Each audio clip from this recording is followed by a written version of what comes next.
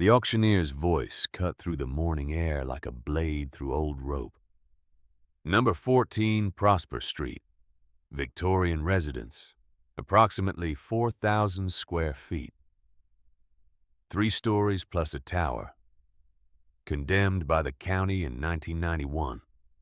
No water, no electric, no gas. The roof has not been inspected in 15 years. The foundation has not been certified.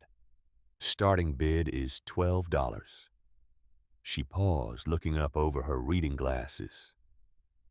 $12, ladies and gentlemen, for a house.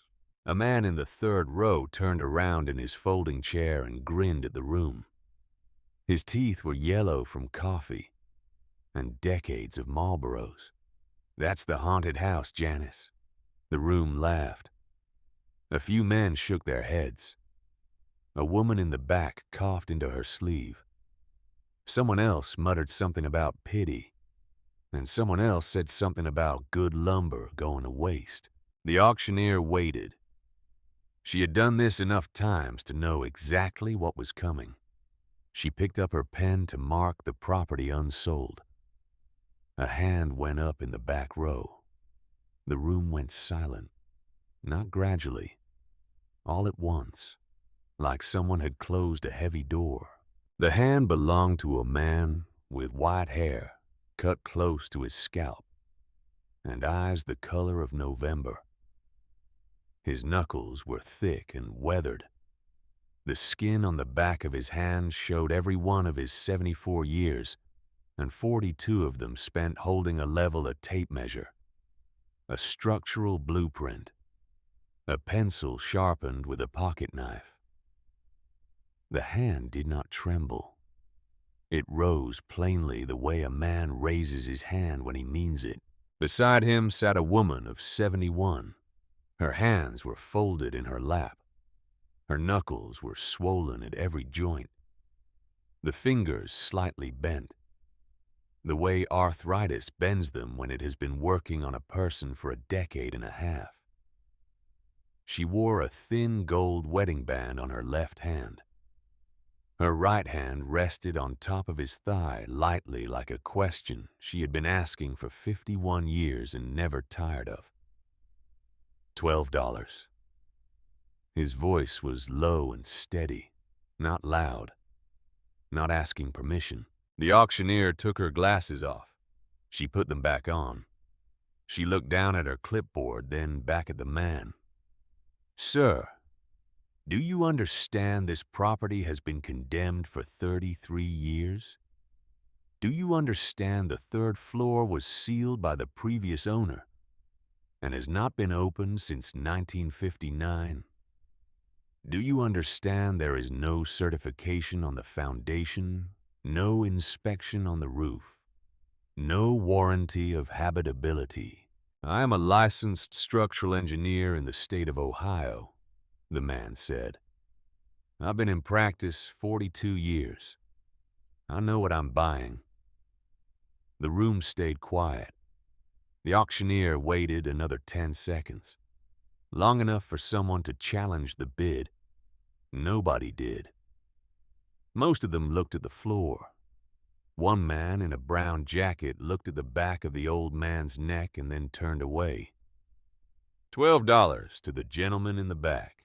The man stood up. His knees made a small popping sound.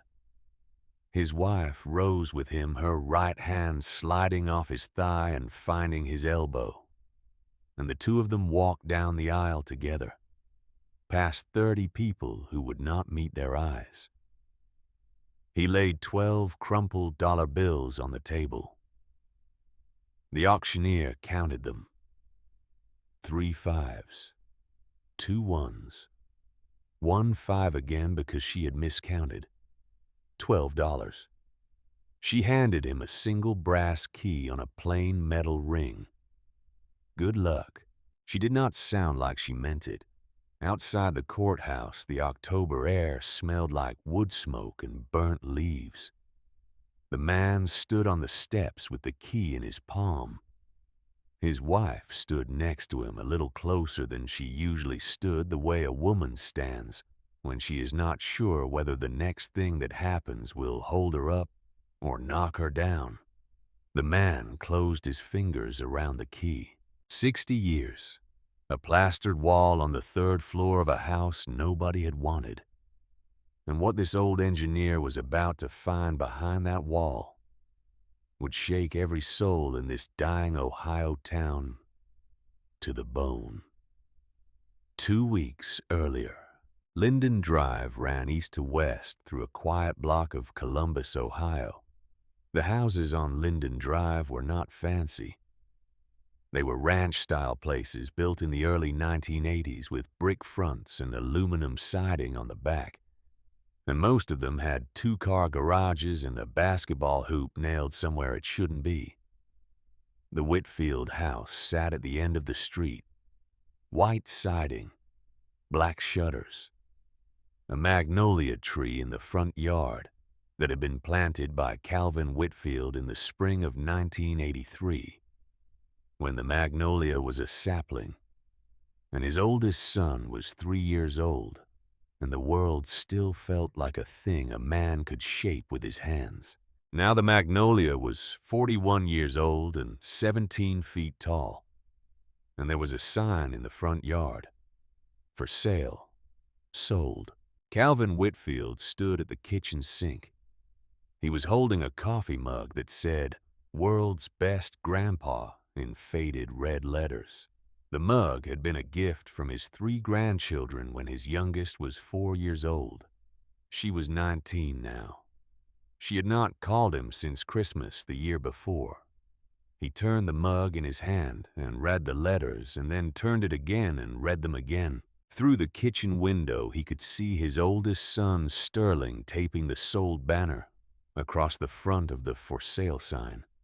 Sterling was 47 years old. He was a financial advisor in Cleveland. He wore a dark gray suit because he had come straight from the office and he had not taken off his tie. Even though it was a Saturday morning and his parents were inside packing the last 42 years of their lives into 2 suitcases in the trunk of a 2014 Buick LeSabre. Sterling was on his phone.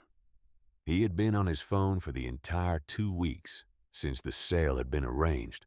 Calvin had counted sometimes in the moments when there was nothing else to count. The number of minutes his oldest son could maintain eye contact during a conversation.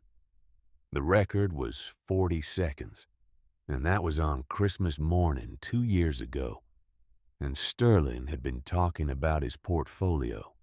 Calvin set the mug down on the counter. He went to the basement. He told his wife he was going to check the water shutoff valve. Adelaide did not respond. She was upstairs in their bedroom, folding a wool sweater into a suitcase that already had 3 wool sweaters in it, because she could not remember whether she had packed any wool sweaters yet. Calvin walked down the basement stairs slowly.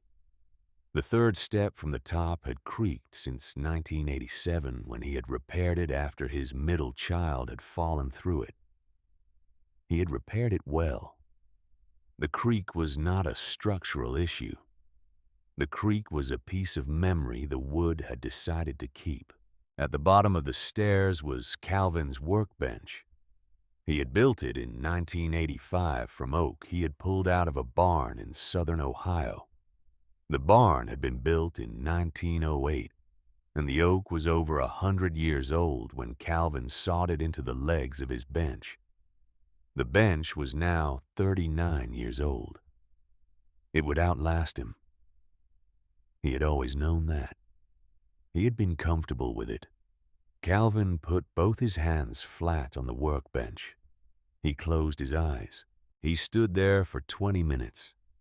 He did not move. He did not make a sound. The basement was quiet around him. The furnace clicked on and clicked off. The freezer hummed in the corner. Above his head, somewhere in the kitchen, he could hear Sterling's voice talking on the phone about a man named Bryce who had apparently said something about a portfolio. Calvin did not cry. He did not cry the way men of his generation did not cry. The water did not come out. But something else happened, something that happens to a man who has held a level true for 42 years and has just been told the level he held was the wrong one. Something inside his chest tilted slowly, the way a bubble drifts off center in a glass tube. He felt it shift. He felt it find a new resting place. He did not like the new resting place. When he came back upstairs, no one knew he had been gone. Sterling was standing in the kitchen now, drinking a glass of water. He had taken off his suit jacket. The jacket was draped over the back of a kitchen chair, the same chair Calvin's father had sat in on Thanksgiving in 1986, the year before he died. "Dad," Sterling said. He did not look up from his phone. "The buyer closes Friday. Movers come Wednesday. The piano goes with the rest of the furniture. We talked about this." Calvin did not answer right away. He walked over to the coffee pot. He poured himself a cup he did not want. He took a sip. The coffee had been sitting on the warmer for 2 hours, and it tasted like dust. "Your mother's piano," Calvin said.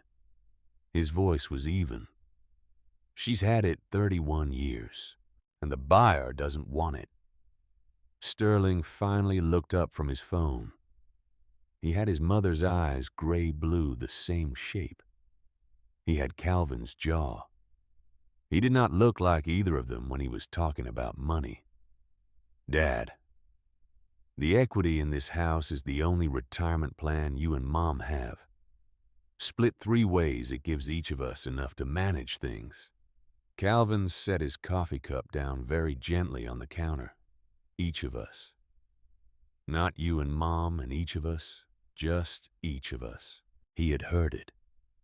He had heard it in the way you hear a hairline crack in a load-bearing beam. The sound was small. The implication was the entire structure. "And what about your mother and me?" Calvin said. It was not a question. It was the kind of sentence a man says when he wants to know if the person he raised understands what he just said. Sterling did not look up again. He was already typing into his phone. "There's a list. I had Bryce's assistant compile it. Subsidized senior housing in the Columbus area. Most of them have wait lists, but a few have openings within 12 to 18 months. We can put you up at a hotel in the meantime, or you could stay with Marigold for a while." "Marigold has 4 empty bedrooms," Calvin said. "Right. So she's got space." Sterling's phone buzzed. He looked at it. He smiled at whatever was on the screen. He looked back up at his father, but only halfway. Only to the level of Calvin's chest. Sterling could not look his father in the eyes anymore. He had not been able to for almost a year. Calvin had noticed. Adelaide had noticed. Neither of them had said anything to each other about it because saying it out loud would have made it true, and the version of the world where it was not yet true had been a slightly more bearable version to live in. "I gotta take this," Sterling said. He walked out of the kitchen onto the back patio with the phone pressed to his ear. Calvin stood at the counter for a long moment. He picked up the world's best grandpa mug. He looked at it. He set it back down. He left it on the counter when he walked away. That afternoon, Adelaide came down the stairs holding her jewelry box. The jewelry box was small. Walnut. Calvin had made it for her on their 10th anniversary in 1983. The hinges were brass. The interior was lined with deep blue velvet. He had carved her initials into the underside of the lid, where only she would see them. Adelaide walked into the kitchen and set the jewelry box on the table. She opened it. She lifted out the top tray. She looked underneath the top tray. She closed the lid. She opened it again. She lifted out the top tray again. She put the top tray back. She closed the lid. Calvin. Her voice was very small. He came in from the living room. "It's not here," she said. "My mother's wedding ring, it's not here." Calvin came over and looked at the box. He lifted the top tray himself, the way people do when they want a thing to be true so badly they will check it themselves, even though their wife has already checked it 3 times. The ring was not there. It had been there 2 days ago. Adelaide remembered because she had looked at it on Thursday morning. She had taken it out of the box and held it in her palm, the small gold band that her mother had worn for 53 years before she died. The only thing in this entire house that Adelaide cared about more than the piano. It was not there now. Calvin closed the box. Adelaide sat down at the kitchen table. She did not cry. Adelaide had not cried very much in the last 2 weeks. There had been a lot of things to cry about, and Adelaide had a finite supply of crying in her, and she was rationing it. "Where do you think it went?" Calvin said. Adelaide did not answer. She was looking out the kitchen window. Out the kitchen window on the back patio, Sterling was still on the phone. He was laughing about something. His tie was loose now. His suit jacket was still draped over the kitchen chair. From the back in the autumn light with his hair. The way it was, he looked exactly like he had looked when he was 16 and came home an hour after curfew, with a story about a flat tire that nobody believed. Adelaide did not say what she was thinking. Calvin did not say what he was thinking either. Some things in a long marriage do not need to be said out loud. Some things both of you understand at the same moment, and saying them would be a kind of cheapening of the understanding. Calvin walked over to the table. He put his hand on Adelaide's shoulder. He did not say it will be all right. He had stopped saying that to her 2 weeks ago. She had asked him to. Saturday morning, October the 19th, the Buick was packed. The trunk held 2 suitcases, a box of photographs, 3 books Adelaide had refused to leave behind Calvin's toolkit, and a small wooden box that contained Adelaide's wedding ring, and the gold pocket watch that had belonged to Calvin's father. The back seat held a duffel bag, with 3 changes of clothes for each of them, a thermos and Adelaide's coat. Calvin counted the cash in his wallet at the kitchen table for the 3rd time. $340.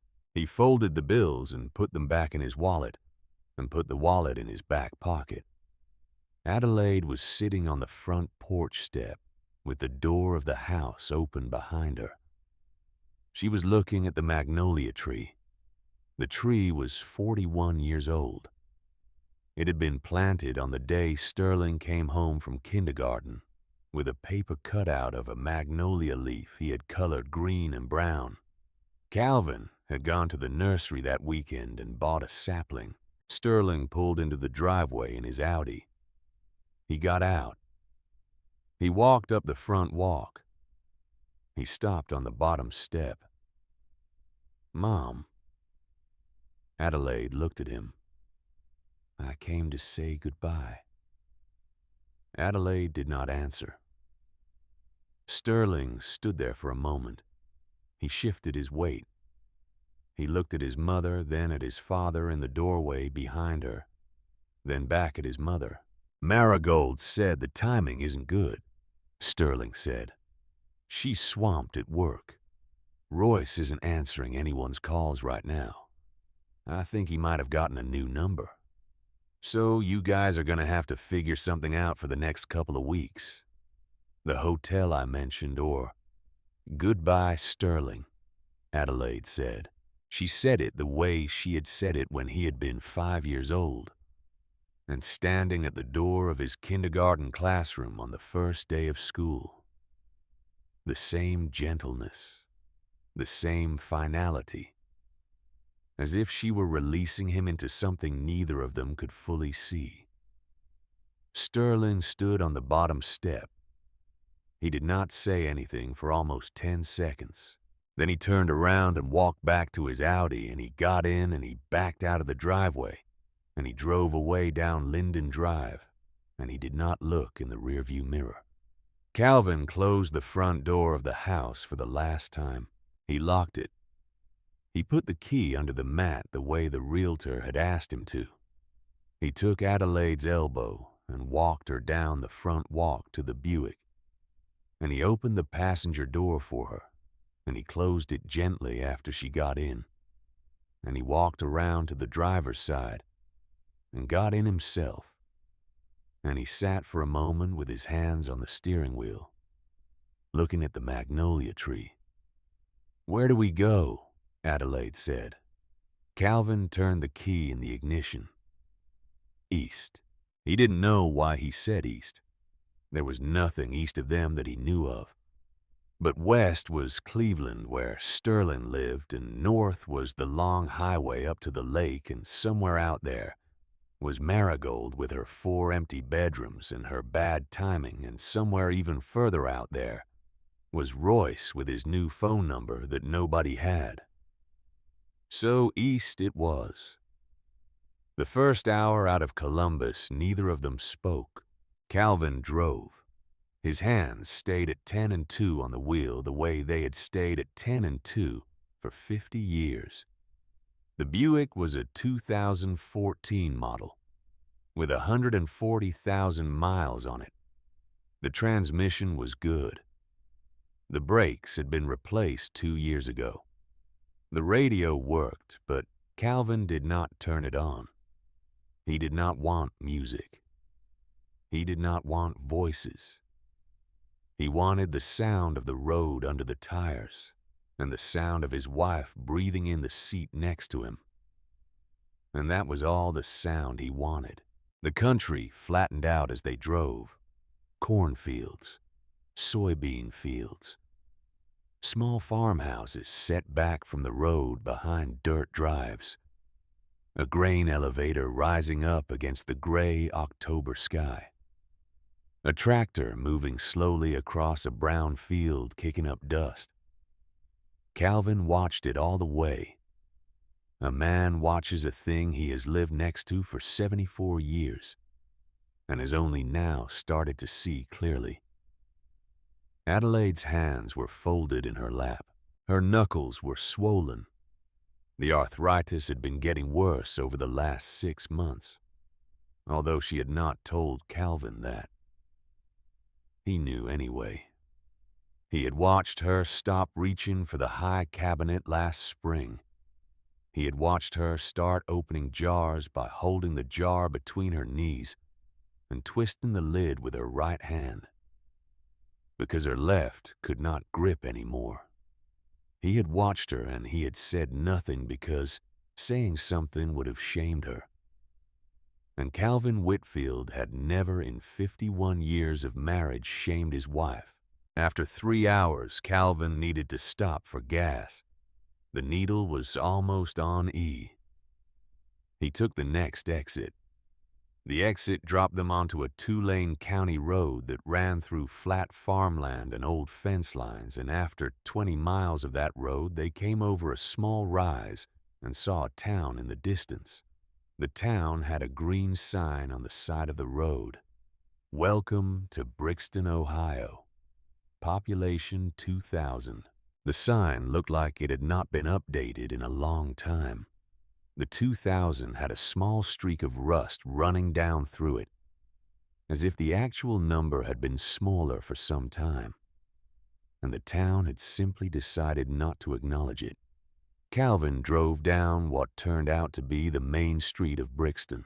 There was a hardware store on the left side. There was a post office on the right. There was a Baptist church with a tall white steeple at the far end of the street. Half the storefronts were empty. The other half had hand-painted signs in the windows. A barber shop, a small grocery, a diner with a faded red awning and white block letters that said, Rosie's Diner. Calvin pulled into a parking spot in front of the diner. Adelaide did not move. "I need to use the restroom," she said, "and I need to sit down somewhere that isn't this car." "Then we'll sit down," Calvin said. The bell above the door rang when they walked in. The diner had 8 tables and a counter with 7 stools. 6 of the tables were empty. The 7th had 2 old farmers in it drinking coffee. One of them looked up. The other one didn't. Behind the counter, a woman was holding 2 coffee pots. She had reading glasses on a chain around her neck and her hair pulled back in a low ponytail, going gray at the temples. She was about 60 years old. Her apron said Rose in stitched cursive on the chest pocket. She looked at Calvin and Adelaide for a long moment. She did not look at them the way most strangers looked at strangers. She looked at them the way a person who has watched the world go past their counter for 30 years looks at the ones who carry something in with them. She did not ask any questions. She put the coffee pots down on the burner. "Sit anywhere you like," she said. "Booth by the windows got the most light." Adelaide went to the restroom. Calvin slid into the booth. The woman came over with 2 mugs and a coffee pot and a small pitcher of cream. She set them down without asking what he wanted. She poured him a cup. "First-timers eat free," she said. Calvin looked at her. "Is that a real policy?" "It is now." She set down 2 laminated menus and walked back behind the counter. Adelaide came out of the restroom. She slid into the booth across from him. She picked up her coffee mug with both hands, the way she did when her wrists were aching, and she held it and let the warmth go into her fingers. The restroom was at the back of the diner. On the wall next to the restroom door was a small bulletin board. While Adelaide had been in the restroom, Calvin had walked over to it. He had read what was on it. He had written something down on the back of his gas station receipt. Now he slid the receipt across the table to Adelaide. She picked it up. Cardwell County Tax Auction.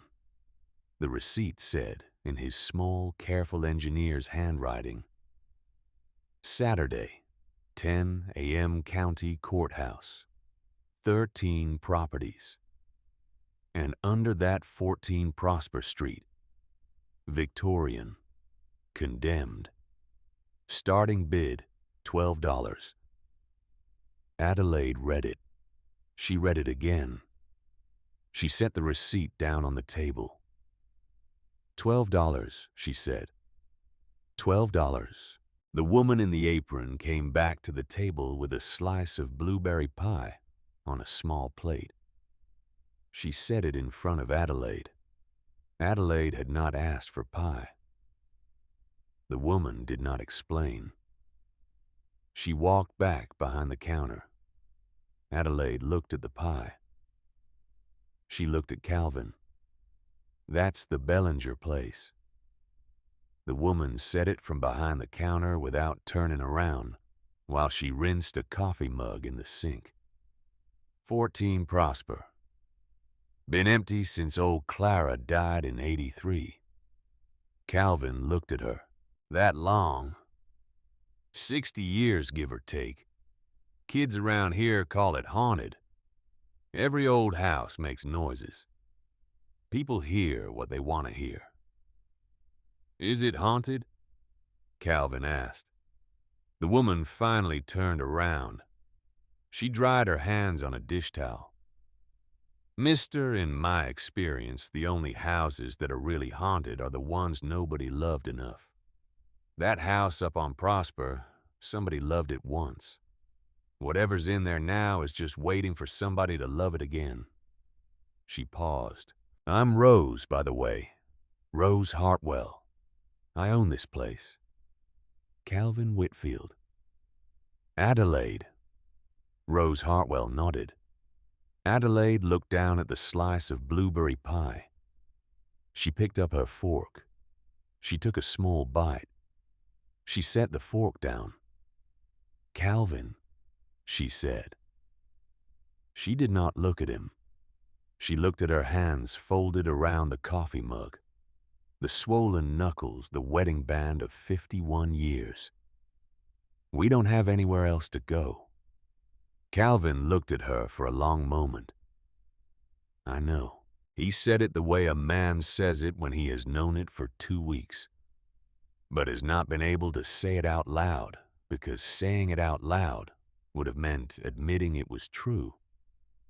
And admitting it was true would have broken something in him that he was not yet ready to have broken. But he was ready now. "I know, Addie." The next morning, the courthouse was cold. Calvin and Adelaide sat in the back row in folding chairs that smelled faintly of varnish. There were about 30 people in the room. Most of them were men in jackets and work boots. A few were realtors in cheap suits. One couple in their 30s looked like they had come to bid on a starter property and were realizing the starter properties were all worse than they had hoped. In the front row sat a man Calvin noticed immediately. He was about 44. Dark gray suit, black hair cut close on the sides, a Rolex on his left wrist. He sat very still the way a man sits when he expects to get what he came for. Beside him sat a thin man in his early 50s with rimless glasses and a leather portfolio. 2 young assistants sat in the row behind them, both staring at iPads. The man in the dark gray suit was Frank Donovan. Calvin did not know that yet. The auction started. The first lot went for $15. The second went for $30. A young couple bought a half-acre near the creek for $200.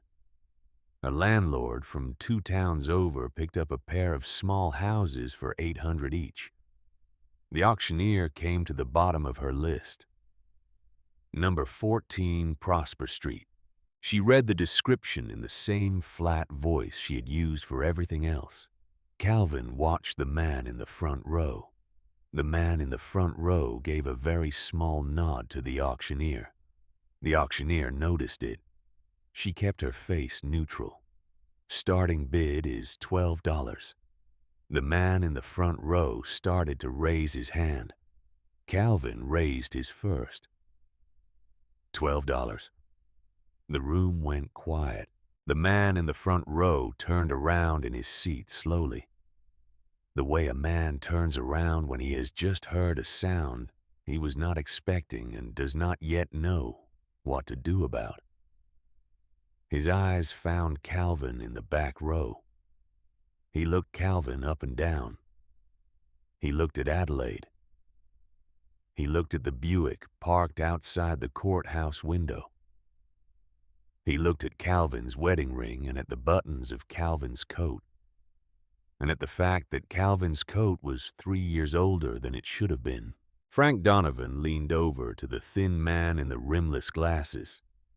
He said something Calvin could not hear. The thin man wrote something in the portfolio. Frank Donovan turned back around. He did not raise his hand. He did not bid.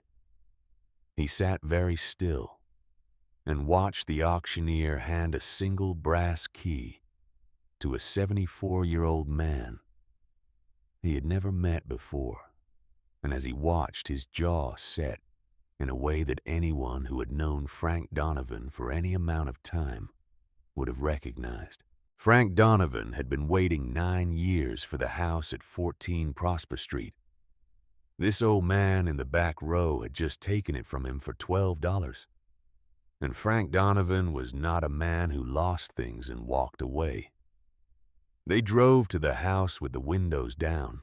The Buick rolled slowly down Prosper Street, and Calvin watched the houses pass by, the way an engineer watches anything for the first time, taking the measure of it. The street was lined with old elms that had probably been planted when the houses were built. Most of the homes were small and well kept.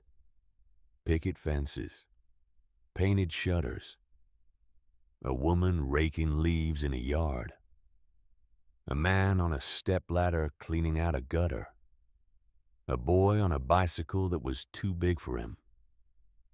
The street ended in a cul-de-sac, separated from its nearest neighbor by an empty lot overgrown with goldenrod and thistle. The Victorians sat at the dead end of Prosper Street, like a thing that had been forgotten by the rest of the block on purpose. Calvin stopped the Buick at the curb. He did not get out right away. He sat in the driver's seat with both hands still on the wheel, and he looked at the house the way a man looks at a problem he has been hired to solve. 3 stories of wood frame construction, a tower on the southeast corner with a peaked cap and a broken pane in the upper window, a wraparound porch with one corner collapsed where a support post had rotted through, paint peeled down to bare wood in long curling strips along the entire south face. The yard was more weed than grass. The walkway from the sidewalk to the front steps was buckled where tree roots had pushed up underneath it. "Calvin," Adelaide said. He did not answer. He was looking at the roofline. The pitch was steep, 8 inches of rise for every 12 inches of run, the kind of pitch a builder used in 1890 when builders still believed that snow needed somewhere to go. The framing under the shingles was the original framing. He could tell because the roofline had not deflected anywhere except in 3 small spots near the chimney. And those spots told him exactly where the leaks were, and exactly how long they had been leaking. The roof had 3 soft spots. The foundation had not shifted. The exterior walls were plumb. He got out of the car. He walked up to the front of the property and stopped at the broken-up walkway. He put his right hand on the nearest porch column. He spread his fingers wide against the wood. He held it there for a long moment, not pressing, not testing, just feeling the column the way a doctor feels a patient's pulse. He could feel through his palm that the column was rotted at the base but solid above the rot. He could feel that the rot had not climbed. The column was salvageable, although not on its own. He would replace it. He did not say any of this to Adelaide. He did not need to. He looked up at the roofline. He looked down at the foundation stones visible through the gaps where the lattice had fallen away. He bent his knees slowly, the way a 74-year-old man bends his knees, and he ran his hand along the mortar between the foundation stones. The mortar was crumbling, but the stones were sound. He stood back up. "Addie," he said. She got out of the car. She walked up the buckled walkway to where he was standing. The wind moved her white hair. Her swollen hands held the front of her coat closed, even though the morning was not particularly cold. "The bones are good," Calvin said. "You can tell that from the porch." "I can tell that from the sidewalk." She looked at him. For the first time in 2 weeks, something in her face moved. It was not a smile. It was not even close to a smile. But it was a thing that lived in the same neighborhood as a smile the way a porch light lives in the same neighborhood as the moon. "Show me," she said. The brass key fit the front door after some persuading. The lock had been rusted shut for years. Calvin worked it patiently, easing the key in and out until the mechanism remembered what it was for and turned. The door swung inward on hinges that groaned but held.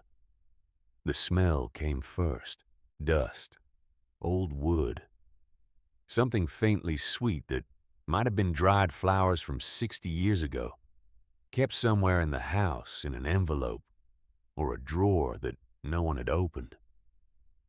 Underneath the dust, the smell of the house itself: oak, plaster, the pine of the original subflooring, the varnish on the staircase rail. The smell of a house that had been sealed against the world for a long time. Calvin stepped inside. The foyer was dark. He walked over to the nearest window and forced the shutter open. Sunlight fell across a hardwood floor buried under decades of dust. Long tracks of gray like the paths animals make in fresh snow. A staircase rose along the left wall. Solid oak. The banister still intact. The carved newel post at the bottom had a small chunk missing from its corner, where something had been knocked into it long ago. But the post itself was sound. Calvin walked through the foyer. Straight ahead was a parlor with a bay window. The curtains had rotted away decades ago, and the bay window let in a long fall of yellow afternoon light that lit up the dust in the air. To the right was a dining room with a stone fireplace. The mantel still held a row of small ceramic figures too dust-covered to identify. Calvin walked over and looked at them. He did not touch them. He could see under the dust the shape of a woman in a long dress, and the shape of a man in a Sunday hat, and the shape of a small dog. Whoever had set them on this mantel had set them carefully. They were spaced in a way that meant something to whoever had placed them there. Adelaide walked into the parlor. She walked slowly, her hand against the wall the way a person walks who is afraid the floor might not be where she expects it. She stopped near the bay window. She turned in a slow circle. She saw it before she really saw it. Sitting alone on the hardwood floor in the corner of the parlor with no piano anywhere near it was a piano bench. It was oak. Simple. Hinged lid. The cushion on the top was gone, the foam having long ago disintegrated, leaving only the bare wood. Around the four legs of the bench pressed into the floorboards were four circular dents about the size of silver dollars. The dents were dark, and they were old, and they were exactly the right distance apart to mark where the legs of a grand piano had stood for years, maybe decades. Adelaide stood very still. Then she walked across the room and sat down on the bench. She did not say anything for a long time. She lifted the lid. Inside the bench was empty except for a layer of fine dust and a single piece of yellowed cloth, folded neatly at the bottom. Adelaide reached in and touched the cloth. She did not pick it up. She just touched the corner of it with her fingertips. She closed the lid. She placed her hands flat on the wooden top of the bench. She spread her fingers wide, slowly feeling each joint resist. The right hand was worse. Her index and middle fingers bent to about 60 degrees before the pain stopped them. Her ring finger barely moved at all. The thumb was still strong, but even that had stiffened over the past year. She did not try to play the bench. She just sat there, with her hands resting on the place where her hands used to be able to do what hands do. Calvin came into the parlor. He stopped in the doorway. He saw his wife sitting on the bench in the late afternoon light, her white hair lit from behind her swollen hands flat on the oak. He saw her shoulders very slightly, very briefly drop a quarter of an inch. He did not go to her.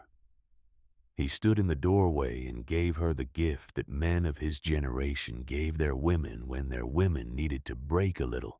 He gave her the gift of not being watched. He went down to the basement. He was gone for 15 minutes. When he came back, Adelaide was no longer on the bench. She was standing by the bay window looking out at the overgrown yard, her hands folded in front of her. Her face was composed. He told her what he had found in the basement. Oak framing throughout. Stone foundation. No visible cracks. 2 of the floor joists under the kitchen had some rot from an old water leak, but the rot was contained. He could replace those joists in a weekend. The main beam running the length of the house was sound. The mortar pointing on the foundation walls was bad, but mortar pointing was a job, not a disaster. The whole structure was overbuilt the way Victorians had been overbuilt, the way no one built houses anymore. Whoever built this house built it to stand for 200 years, Calvin said, and we got it for $12. We got it for $12. Calvin walked over to her at the bay window. He did not put his arm around her. He stood next to her and looked out at the same view she was looking at, the wild yard, and the dropped fence, and the dogwood that had grown crooked, because no one had pruned it in 50 years. Adelaide spoke without looking at him. It's a real house, Calvin. It's a real house. I mean, it's not a ruin. Someone lived here. Someone cared about this place. Someone did. Someone will again. He did not say it as a promise. He said it the way he had said small structural truths for 42 years. He said it the way a man says the load is going to hold. That night they slept in the parlor on sleeping bags from the thrift store on Main Street. The thrift store was run by the Baptist church, and the woman behind the counter had charged them $6 for 2 sleeping bags and had thrown in 2 pillows for free. Calvin had also bought a battery lantern, a small 2-burner camp stove, and a case of bottled water at the hardware store across from the diner. The owner of the hardware store, a quiet man in his mid-50s named Daniel Mortensen, had looked at Calvin's $12 deed and shaken his head slowly. He had not said anything. He had opened a store credit account without being asked. "Pay when you can," Daniel Mortensen had said, "and come back when you need something. You will." Now Calvin lay on his sleeping bag in the parlor of the Bellinger house and listened to the dark. The house made noises, creaks, pops, a low groan that traveled through the walls when the wind shifted outside, a small thump from somewhere on the second floor that might have been a bird in the broken tower window, or might have been nothing at all. "It's not ghosts," Calvin said into the dark. "I know it's not ghosts, Calvin. Wood contracts when the temperature drops at night. The exterior walls cool faster than the interior structure. You get differential stress across the framing. The house is just adjusting. I have been married to you for 51 years, Adelaide said. I know how houses breathe." He smiled in the dark, even now, even after everything. She could still do that. Adelaide could not sleep. The floor was hard, and her hip ached. She lay on her sleeping bag for almost 2 hours before she sat up. Calvin's breathing had gone slow and even. He was asleep. He had earned it. Adelaide got up quietly. She picked up the battery lantern. She turned the dial. The room went pale yellow. She walked through the house. She did not have a destination. She walked through the parlor, past the dining room into the kitchen, with its old porcelain sink, and its empty cabinets and its faded yellow wallpaper. She walked back into the foyer. She stood at the bottom of the staircase and looked up at the dark of the second floor. She did not go upstairs, not yet. She went back into the parlor. She walked to the corner of the room where the piano bench sat alone on the hardwood, and she sat down on it again, and she set the lantern on the floor beside her, and she opened the lid of the bench and looked inside it again, and the yellow cloth was still there, and the dust was still there, and nothing else was there. She closed the lid. She placed her hands on the wooden top of the bench in the position for a C major chord. Thumb on C, pinky on the G above. She tried to make her fingers reach. They could not reach. She had not been able to reach an octave in 5 years. She had stopped being able to play sometime before she had stopped being able to teach. She remembered the morning she had woken up and tried to play Chopin, and her fingers had simply not gone where she wanted them to go. She had not cried that morning either. She had stopped teaching. Her last student had been a 15-year-old boy named Lucas Nettleton, who had wanted to be a jazz pianist. She had told Lucas Nettleton that she was retiring. She had given him the names of 3 other piano teachers in the Columbus area. He had cried. She had not. She had gone through Sterling selling the house without crying. She had gone through Marigold's The Timing Isn't Good without crying. She had gone through Royce changing his number without crying. She had gone through realizing that her mother's wedding ring was missing from her jewelry box. And the only person who had been in her bedroom alone in the last 2 weeks was her oldest son. And she had gone through that without crying. But now in the parlor of a stranger's house with a lantern beside her on the floor and her hands flat on a piano bench. That did not have a piano. Adelaide Whitfield cried.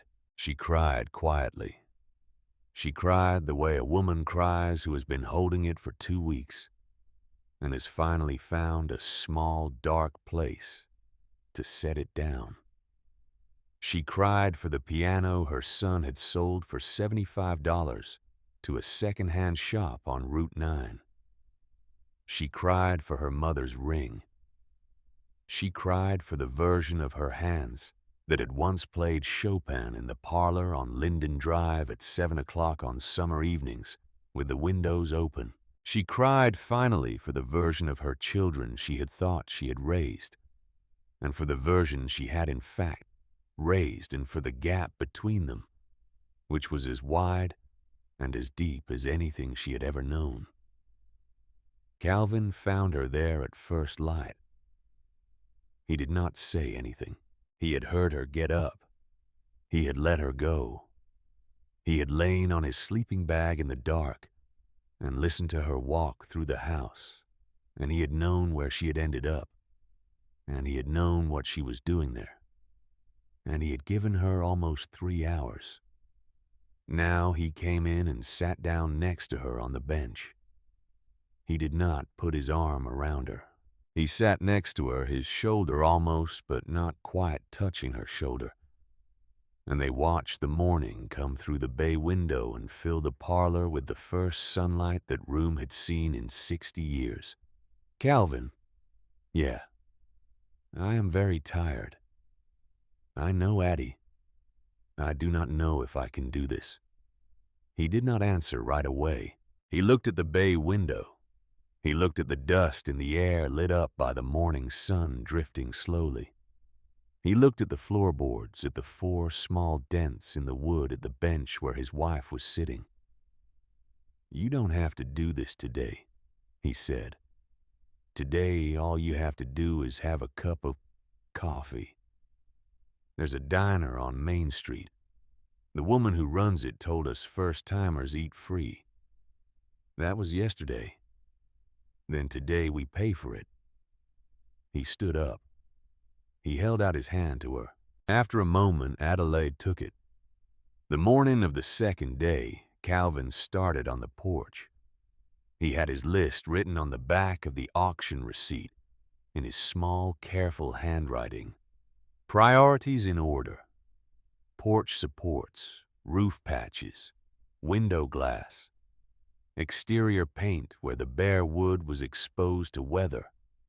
Each item on the list was in his engineer's shorthand, the kind of shorthand he had been writing on punch lists for 42 years. The porch was first because if it collapsed, they could not get in the front door. He pulled the rotted support post on the left side. He measured the gap with his tape twice the way he had been measuring everything twice since he had been a third-year engineering student at Ohio State in 1972. He drove to Mortensen Hardware. Daniel Mortensen was behind the counter drinking coffee from a chipped mug. "Calvin, Daniel, what do you need?" An 8-foot pressure-treated 4x4, a box of 3-inch galvanized deck screws, a tube of construction adhesive, and some shims, if you have them. Daniel Mortensen nodded. He walked back into the store. He came back 10 minutes later with everything Calvin had asked for, plus a small packet of cedar shims he had thrown in for free. Account. Anything else? Not today. Daniel Mortensen wrote the total in a paper ledger book, not a computer, not a tablet. A green hardback ledger with lined pages. He turned the ledger around and showed Calvin the running total. "You're at $38.14. I'll pay you. I know you will. Take your time." Calvin loaded the lumber into the trunk of the Buick. He drove back to 14 Prosper Street. He pulled up at the curb. He looked up at the porch. He took a long breath. He went to work. By mid-morning, he had the new post in place. He had shimmed it level and braced it with 2 angled supports. The left side of the porch, which had sagged for 30 years, did not sag anymore. He stood back on the sidewalk and looked at it. One post, straight and true. The rest of the porch still needed work. But that one post changed the whole line of the house. The entire roof of the porch had lifted by 2.5 inches, and the visual difference was the difference between a house that had given up and a house that was still in the fight. He stood on the sidewalk for a long minute and looked at his work. A young man came out of the house 4 doors down. Calvin had not noticed him before. The boy was about 17, tall and thin, dark blonde hair cut short. He was wearing a baseball cap pulled low over his eyes and work boots that had seen real use, the kind of work boots a teenager only wears if he has been working since he was 13. The boy walked down his own front walk to the sidewalk, and then he walked up Prosper Street toward the Bellinger house. And then he stopped at the end of the front walk leading up to where Calvin was standing. The boy did not say anything for almost a full minute. He just stood there, his hands in the pockets of his jacket, watching Calvin measure the porch railing with the tape. Calvin let him stand. Calvin had raised a son once. Calvin knew that boys of 17 do not start with a sentence. They start with their hands in their pockets. Finally, the boy spoke. You need help with that. Calvin looked up. The boy's eyes were a steady gray-green. They were tired in a way that 17-year-old eyes should not be tired. The boy's jaw was set in a way that meant he was prepared to be told no. Depends, Calvin said. You know how to hold a level. I know which end goes up. Calvin considered the boy for a moment. That's a start. Come up on the porch. The boy walked up the front walk. He climbed the new front steps. The new steps did not creak. Calvin had built them yesterday afternoon while Adelaide had been in town with Rose, and the steps were level and the steps were tight, and the steps would still be level and tight after both Calvin and the boy were dead.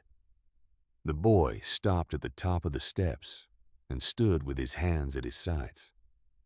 What's your name? Tommy Brennan. Calvin Whitfield. Yes, sir. I know who you are. Calvin tilted his head. You do.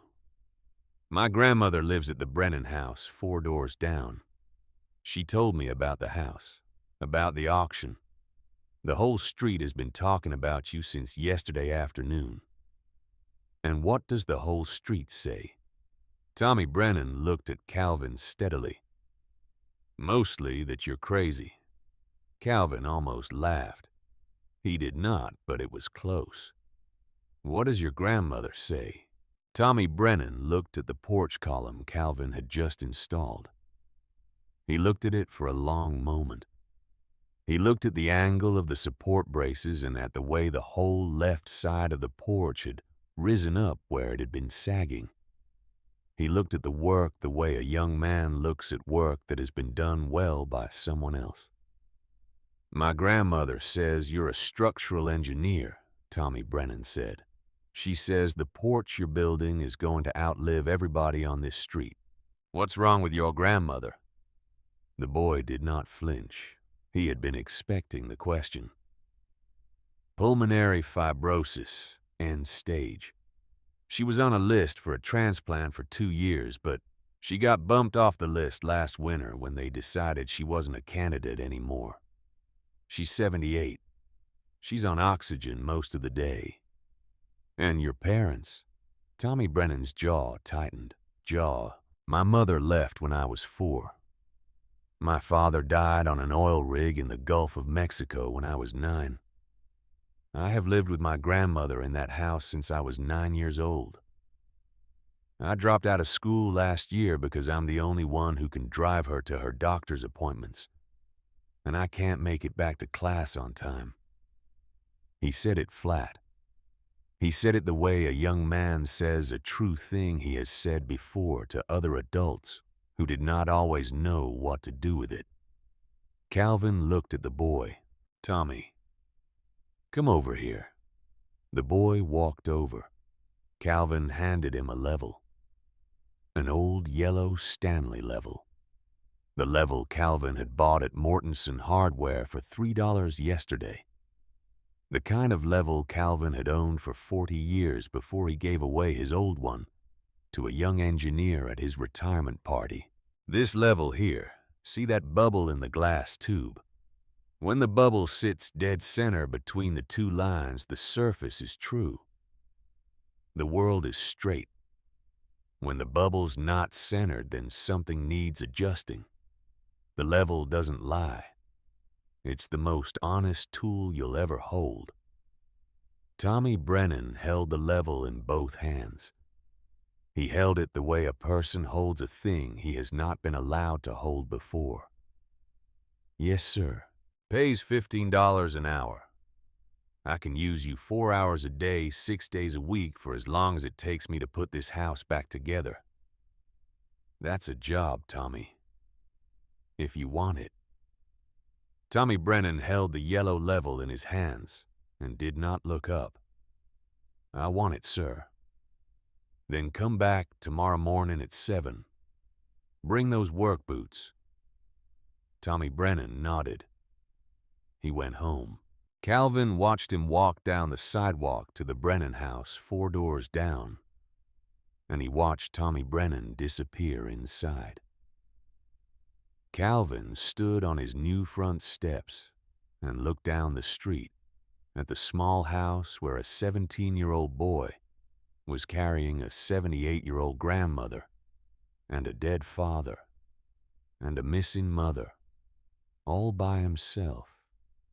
And Calvin Whitfield felt something move inside his chest, the way the bubble had moved in the level 2 weeks ago, in his basement on Linden Drive. This time the bubble moved back towards center. That afternoon, while Calvin was still standing on his new front steps, a black Lincoln Navigator drove slowly past 14 Prosper Street. The Lincoln did not stop. It rolled past the house at maybe 10 miles an hour. The windows were tinted. From the curb, Calvin could not see who was inside, but the Lincoln slowed just slightly when it passed the front walk. And then it sped up again. And it turned at the end of the cul-de-sac and rolled past the house a second time slower this time, as if the driver wanted a second look. Calvin watched it pass. He memorized the license plate. 42 years of professional habit. He had been writing down license plates of trucks at job sites since 1985. He did not know why he wrote down this one. He just did. The Lincoln drove away. Inside the back seat of the Lincoln, Frank Donovan sat with his thin attorney and looked at the porch Calvin had just rebuilt. "He fixed the column," Frank Donovan said. The thin attorney, whose name was Sheldon Graves, looked at the porch over the top of his rimless glasses. "It's been less than 48 hours. He fixed the column, Sheldon."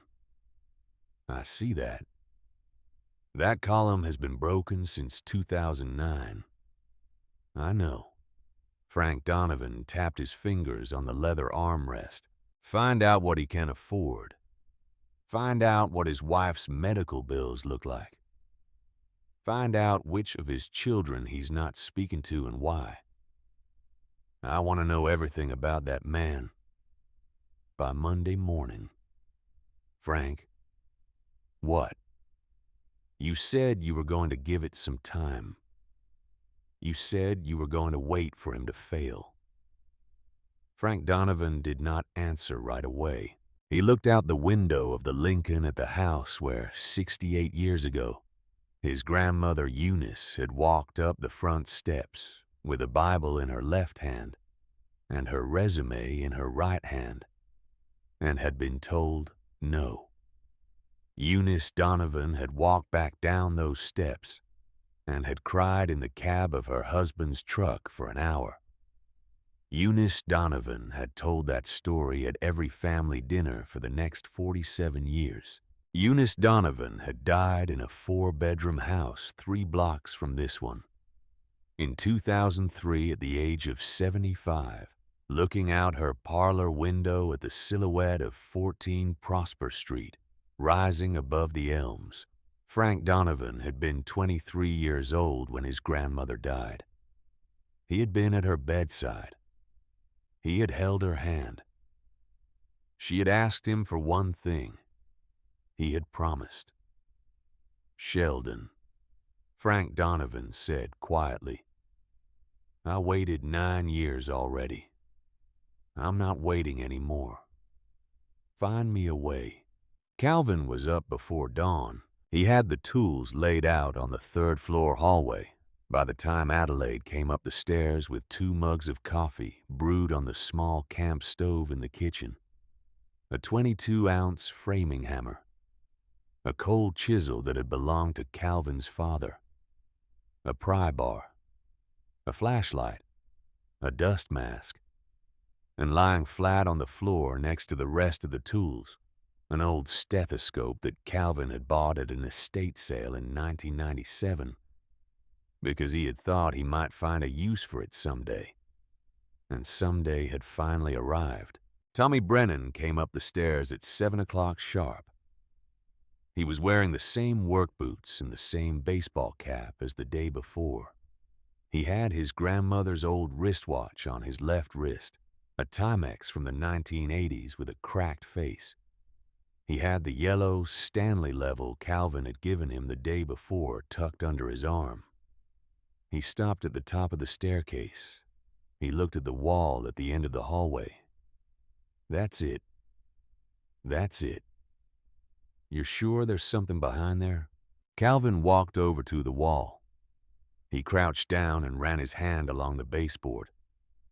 This baseboard is pine. Every other baseboard in this house is oak. The wallpaper pattern is similar but not the same. The shade is half a step lighter. The repeat in the floral print is offset by half an inch. He stood up. He picked up the stethoscope. He pressed the bell flat against the plaster wall. He listened. He moved it 6 inches to the right and listened again. He moved it down a foot and listened. He took the stethoscope away from his ears. Listen. He held out the stethoscope to Tommy. Tommy hesitated. Then he took it. He fitted the earpieces in his ears the way Calvin had done, and he pressed the bell against the wall. The boy's eyes widened. There's air moving in there. There's a room in there. Adelaide stood in the hallway behind them, with both coffee mugs still in her hands. How long has it been there? Calvin took the stethoscope back from Tommy. 65 years, give or take. Whoever sealed this wall did it sometime after 1958. The wallpaper they used was a pattern that went out of production in 1962. How do you know that? I called the Historical Society in Columbus yesterday afternoon. Hannah Webb at the Brixton Library got me the number. The wallpaper is called Rosewood Garden. It was made by a company in Pennsylvania between 1949 and 1962. After 1962, they switched to vinyl-coated patterns and Rosewood Garden was discontinued. Adelaide looked at her husband. She had been married to him for 51 years. And there were still moments when she watched him work. And she remembered with a small, clean shock how much there was inside this man she lived with. Calvin. Yeah. Open it. He picked up the cold chisel. He placed the chisel against the seam where the false wall met the original framing of the hallway. He set the chisel at a slight angle the way his father had taught him to set a chisel in 1962 on a job site in Cleveland when Calvin was 12 years old. And his father was teaching him how to take down a section of bad plaster without damaging the framing behind it. He struck the chisel with the hammer. A chunk of white plaster fell to the floor in a small cloud of fine dust. He struck again and again and again. Each blow opened the wall a little more. The plaster came down in pieces. Behind the plaster was a layer of lath-thin wooden strips nailed horizontally to the framing. Calvin and Tommy worked together, Tommy holding a tarp under each section. As Calvin chiseled it loose, the dust rising into the hallway air and settling on their shoulders and on Adelaide's white hair as she watched from the top of the stairs. After 20 minutes, the wall was open. Behind the lath was a 4-inch gap. Behind the gap in the beam of Calvin's flashlight was a door. A door. Heavy oak. 6 panels. Darker than the rest of the woodwork in the house. A brass knob, tarnished nearly black. A brass keyhole. Calvin pulled the rest of the lath away. He stood back from the door and looked at it. There it is, Tommy said. His voice had gone soft. Calvin tried the knob. It turned, but the door did not move. He stepped back. He looked at the door frame. He looked above the door at the molding that ran along the top of the frame. He ran his hand along the top of the molding the way he had run his hand along things for 42 years to find what his eyes had not seen. His fingers brushed something small and metallic. He pulled it down. A key. Brass. Old. A simple notched blade. Clara Bellinger had sealed this room. She had nailed the door shut. She had plastered over it. She had hidden it behind a false wall, papered with a discontinued pattern. And she had left the key sitting on the molding above the door an inch above the frame, exactly where any person who ever opened the wall would find it without searching. She had not been able to enter, but she had not been able to lock it forever either. She wanted somebody to find this, Adelaide said quietly from the hallway. She did. Calvin fitted the key into the lock. It resisted for a moment. Then it turned with a click that echoed in the quiet hallway, the way old locks click when they have been waiting for a long time, and the wait is finally over. He pushed the door open.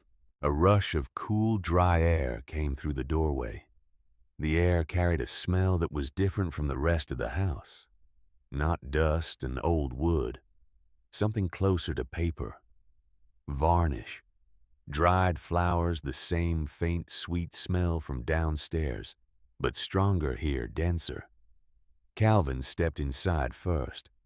Tommy followed him. Adelaide came in last and stopped just inside the doorway and put her hand on the frame to steady herself. The room was large, larger than it should have been.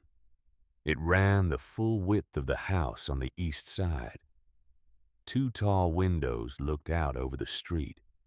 Both windows were intact. The glass was streaked with 60 years of grime, but the glass was unbroken. The morning light came through the dirty glass in pale golden bars that fell across the wood floor. In the center of the room, covered by a white cotton sheet that had yellowed almost to brown, was a shape they all recognized at the same time. A grand piano. Along the walls, on every flat surface, stacked on chairs and on the floor, and on a low bookshelf under the windows were piles of paper. Sheet music. Hundreds of pages, handwritten, ink on staff paper. Pages and pages and pages. Against the far wall stood a small writing desk, walnut, a single drawer, a slanted top. On the desk, placed precisely in the center, was a sealed envelope. Nobody spoke for a long moment. The room had the feeling of a place that had been waiting, not abandoned, waiting. This was Margaret's room, Adelaide said. She said it quietly. She said it the way a woman says the name of someone she has not met but already knows. Calvin walked to the desk. He picked up the envelope. The paper of the envelope was brittle.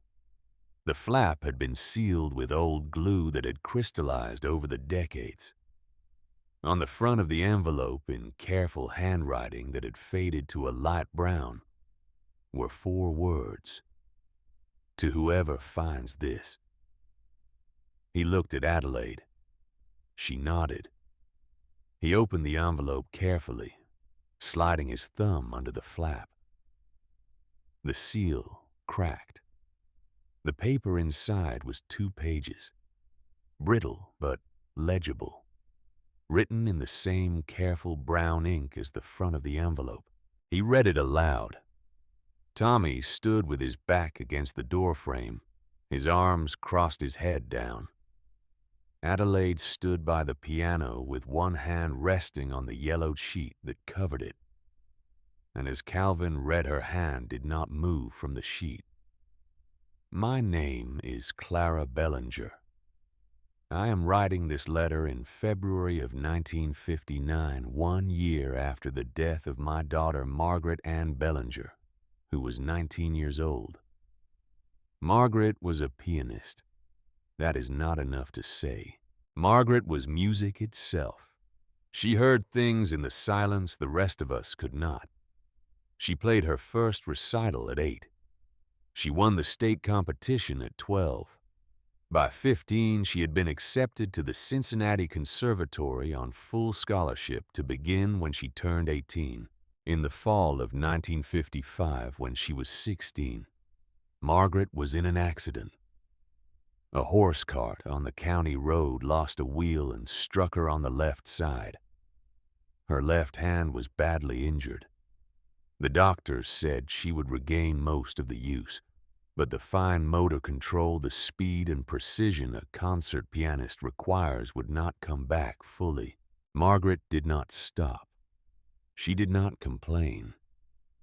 She sat at this piano the day she came home from the hospital with her left hand bandaged and swollen, and she began to compose. What she wrote was unlike anything I had ever heard. She composed music for hands that could not do what healthy hands could do. Wider fingerings, simplified chord voicings that still sounded full and rich. Pieces that a pianist with limited strength and reduced reach could play without pain and without the music suffering for it. She said she was writing for every pianist who had been told they could not play anymore. She composed for 3 years. Over 40 pieces for solo piano, several for piano and violin, a few for small ensembles, each one annotated in her own hand with notes about the adapted fingerings and the reasons behind each choice. Margaret died of pneumonia on March the 14th, 1958. She was 19 years old. It happened in 4 days. She was composing at this desk on a Monday, and she was gone by Friday. I have sealed this room because I cannot bear to enter it, but I cannot destroy what she created. It is all I have left of her, and it is all she left of herself. In the drawer of this desk, you will find a bank book. I have placed $800 in a trust account at the savings bank in town. It is Walter's insurance settlement, and every dollar I had. I have asked the bank that the account remain open until someone presents this bank book and this letter together. If the bank honors my request, the money may have grown by then. The funds are for 2 purposes only: the maintenance and restoration of this house and music education for those who need it most. If you are reading this letter, then someone has opened this room. I do not know who you are or how you found it, but I believe you were meant to find it. Please, let the music live. Clara Bellinger, February 1959. Calvin folded the letter. He placed it back on the desk. His hands were steady. His jaw was tight. Tommy had not moved from the doorframe. The boy was looking at the stacks of sheet music with an expression Calvin could not quite read. Adelaide was crying. She was not making a sound. The tears ran down her face, and she did not wipe them away. She was looking at the piano under its yellowed sheet. Addie. She stepped forward. She took hold of the sheet with both hands, her swollen hands, and she pulled. The sheet slid off in one slow motion and pooled on the floor. The piano was a Steinway, a Model B, 7 feet long, ebony case. The finish was dull from 60 years of still air, but the wood was intact. No cracks, no warping. The room had been sealed tight enough that the temperature and the humidity had barely changed in 6 decades. Adelaide lifted the fallboard. The keys were yellowed ivory. The sharps were a dark brown. She pressed middle C with her index finger. The note came out slightly flat with a soft, muffled quality, but it came out. The hammer had struck the string. The string had vibrated. The soundboard had amplified the tone the way it had been built to do in 1947 in a factory in Queens, New York, by men who were paid to know what they were doing. "It needs tuning," Adelaide said, "but it works." She sat down on the bench, a real piano bench, this time with a cushioned top matching the piano. She adjusted her position the way she had adjusted her position 10,000 times at her own piano. The one Sterling had sold for $75 to a second-hand shop on Route 9. On the music stand above the keys, someone had left a composition open. The title was written in Margaret's handwriting at the top of the first page. "For Hands That Remember." Adelaide looked at the notation. She read through the first 8 bars. Her eyes moved across the staff lines. Her mouth opened slightly. "Calvin, what is it?" "The fingerings. Look at the fingerings." Calvin did not read music, but he could see what Adelaide was pointing at. Numbers above and below the notes written in pencil. The standard fingering notation pianists use to indicate which finger plays which key. These aren't normal fingerings. The intervals are wider.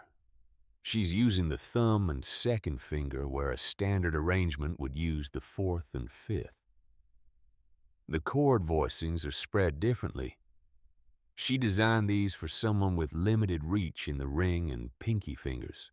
She placed her hands on the keys, her swollen knuckles, her stiff joints, the fingers that had not reached an octave in 5 years. She played the first chord. It sounded full, open, rich, and her fingers reached every note. She played the second chord, then the third, then the first phrase. The melody rose from the old piano, thin and slightly out of tune but clear. A melody that was warm and simple on the surface but built in complexity as it moved forward. And Adelaide's hands followed it, and her fingers found every note. Because Margaret Ann Bellinger had put every note exactly where damaged hands could find them. Adelaide played the first page. Then she turned to the second page and played that. Her eyes were wet, but her hands were steady. The music filled the sealed room and spilled out through the open door into the hallway and down the staircase and into the parlor below, where the bench with no piano sat in the corner, and the music kept rising. And Calvin stood with his back against the wall of the third-floor room and put both his hands flat on the plaster behind him, because if he did not have something solid behind him, he was going to lose his balance. Tommy Brennan was crying. The 17-year-old boy was standing at the doorframe with his baseball cap in his hand, and his shoulders shaking, and he was not making a sound. And Calvin saw him out of the corner of his eye and did not look at him directly, because Calvin Whitfield knew what it cost a young man to cry in front of a stranger, and he was not going to make it cost more. Adelaide played for 10 minutes. She played 3 of Margaret's compositions, sight-reading them from the yellowed pages. Each one was written for hands like hers, not simplified, not dumbed down, Full complex, beautiful music arranged so that a pianist with arthritis or injury or age-stiffened joints could play it without pain and without compromise. When she finally stopped, the silence in the room was different from the silence that had been there before. Before, it had been the silence of a place that was sealed. Now it was the silence of a place that had been opened. Calvin sat down on the floor with his back against the wall. Tommy was sitting on the top step of the staircase just outside the door, his cap still in his hand. "How many pieces are there?" Adelaide asked, looking at the stacks of sheet music around the room. Tommy stood up. "Let me count." He moved carefully through the room, sorting the pages into groups. Each composition had a title page in Margaret's handwriting. He made a pile on the floor for each one. He worked in silence for almost 20 minutes. 43. 43 complete compositions. 31 for solo piano. 7 for piano and violin. 3 for piano and cello. 2 for small ensemble. It looks like piano, violin, cello, and flute. 43 pieces, Adelaide said, in 3 years. She was working fast, Calvin said. She knew she was running out of time. Calvin went to the writing desk and opened the drawer. Inside the drawer was a small leather-bound book with a brass clasp. The leather was cracked, but the clasp still held. He opened it. Bank book. Savings Bank of Brixton. Account opened February the 3rd, 1958. Single deposit, $800. That was everything Clara had, Adelaide said. The letter said Walter's insurance settlement. Calvin tipped the bank book flat in his palm. He looked at the entry. One line, written in bank teller script. $800 deposited February 3rd, 1958. Trust account with instructions that it remain open. 66 years, he said. That money's been sitting in a bank account for 66 years. If the bank is still there, Adelaide said. It's still there. Tommy spoke from the doorway. First National Bank of Brixton, Main Street. My grandmother has her account there. They looked at each other. The bank book. The letter. 43 compositions for players with damaged hands. A Steinway grand piano that still worked after 6 decades in a sealed room. The slow morning light coming through windows that had been waiting 60 years for somebody to open the curtains. Calvin could feel the bubble in his chest moving back towards center. He folded his arms and leaned against the desk. Clara said whoever found this room was meant to find it. Calvin, I don't believe in things like that. Neither do I. He did not say anything else for a moment. Then he said it. But a piano teacher with arthritis who can't play anymore just sat down in a dead girl's room and played her music for the first time in 60 years. And the music was written for exactly her hands.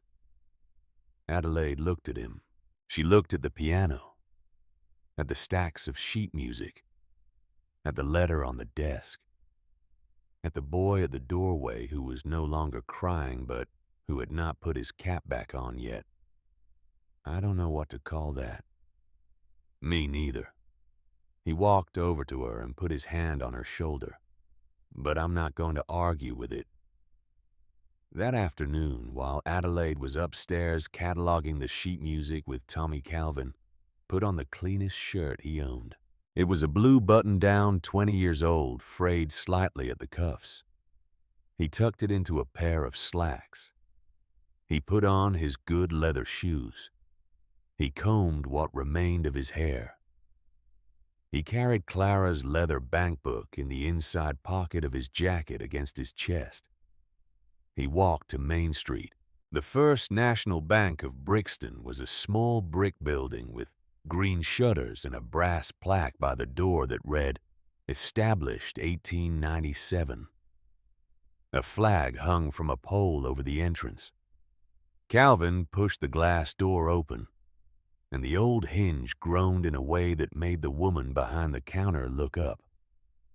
The woman was about 30, dark hair pulled back. Her name tag said, Diane. "Can I help you, sir? I'd like to inquire about an account." He placed the bank book on the counter. Diane opened it. She read the account number. She typed it into her computer. She read the screen.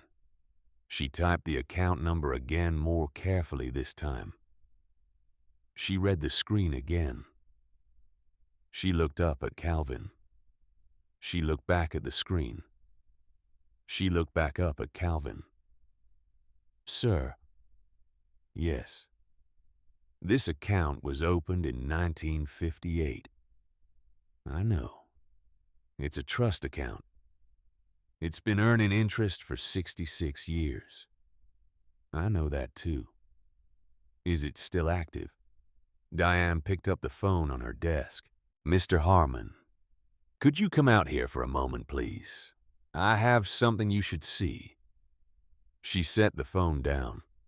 She looked at Calvin with an expression he had seen before. It was the same expression the auctioneer had worn 10 days ago in the Cardwell County Courthouse. Not pity. Something closer to disbelief. "Our manager will be right out. You're going to want to sit down." Wendell Harmon was a man in his early 60s, gray suit, wire-rimmed glasses. He had been the manager of the First National Bank of Brixton for 22 years. And before that, he had been the assistant manager for 9 years. And before that, he had been a teller for 6 years. He had spent his entire adult life inside this brick building on Main Street. He knew most of his customers by their first names. He knew the names of most of their children. He led Calvin into his office in the back of the building. He closed the door. His office was small. A window that looked out on the parking lot. A framed photograph of his daughter at her college graduation in 2009. A framed photograph of his wife who had died in 2018. He sat down across the desk from Calvin. "Mr. Whitfield, my name is Wendell Harmon. I have managed this bank for 22 years, and I have never seen anything quite like this." "Like what?" Wendell Harmon turned his computer monitor so that Calvin could see it. "Clara Bellinger opened this trust account on February the 3rd, 1958. She deposited $800 and left explicit instructions. The account was to remain open, earning interest until someone presented the bank book and the accompanying letter. She specified the letter. She used those exact words. 'To whoever finds this.' Yes. And the bank just left it. A trust with clear terms doesn't expire, Mr. Whitfield. The account moved from a basic savings instrument to a certificate of deposit in 1971, then into a conservative bond fund in 1989 when our parent holding company restructured. Each of those transitions followed the trust's original terms: safe, low risk, steady growth." He paused. "For 66 years, the funds have been compounding." Calvin looked at the number on the screen. He looked at it for a long time. He had to look at it twice because his eyes had not registered all the digits the first time. $127,000, Wendell Harmon said quietly, and 41 cents. Calvin sat back in his chair. He put his hand flat on the desk in front of him. He did not say anything for almost half a minute. Clara specified two purposes for the funds: maintenance and restoration of the property at 14 Prosper Street, and music education for those who need it most. Those are the only permitted uses under the trust terms. The funds cannot be withdrawn for personal use. They cannot be used to purchase other property. They cannot be transferred to a third party. She thought of everything. She had a good lawyer, Calvin said. She had a good lawyer or a very clear mind. Possibly both.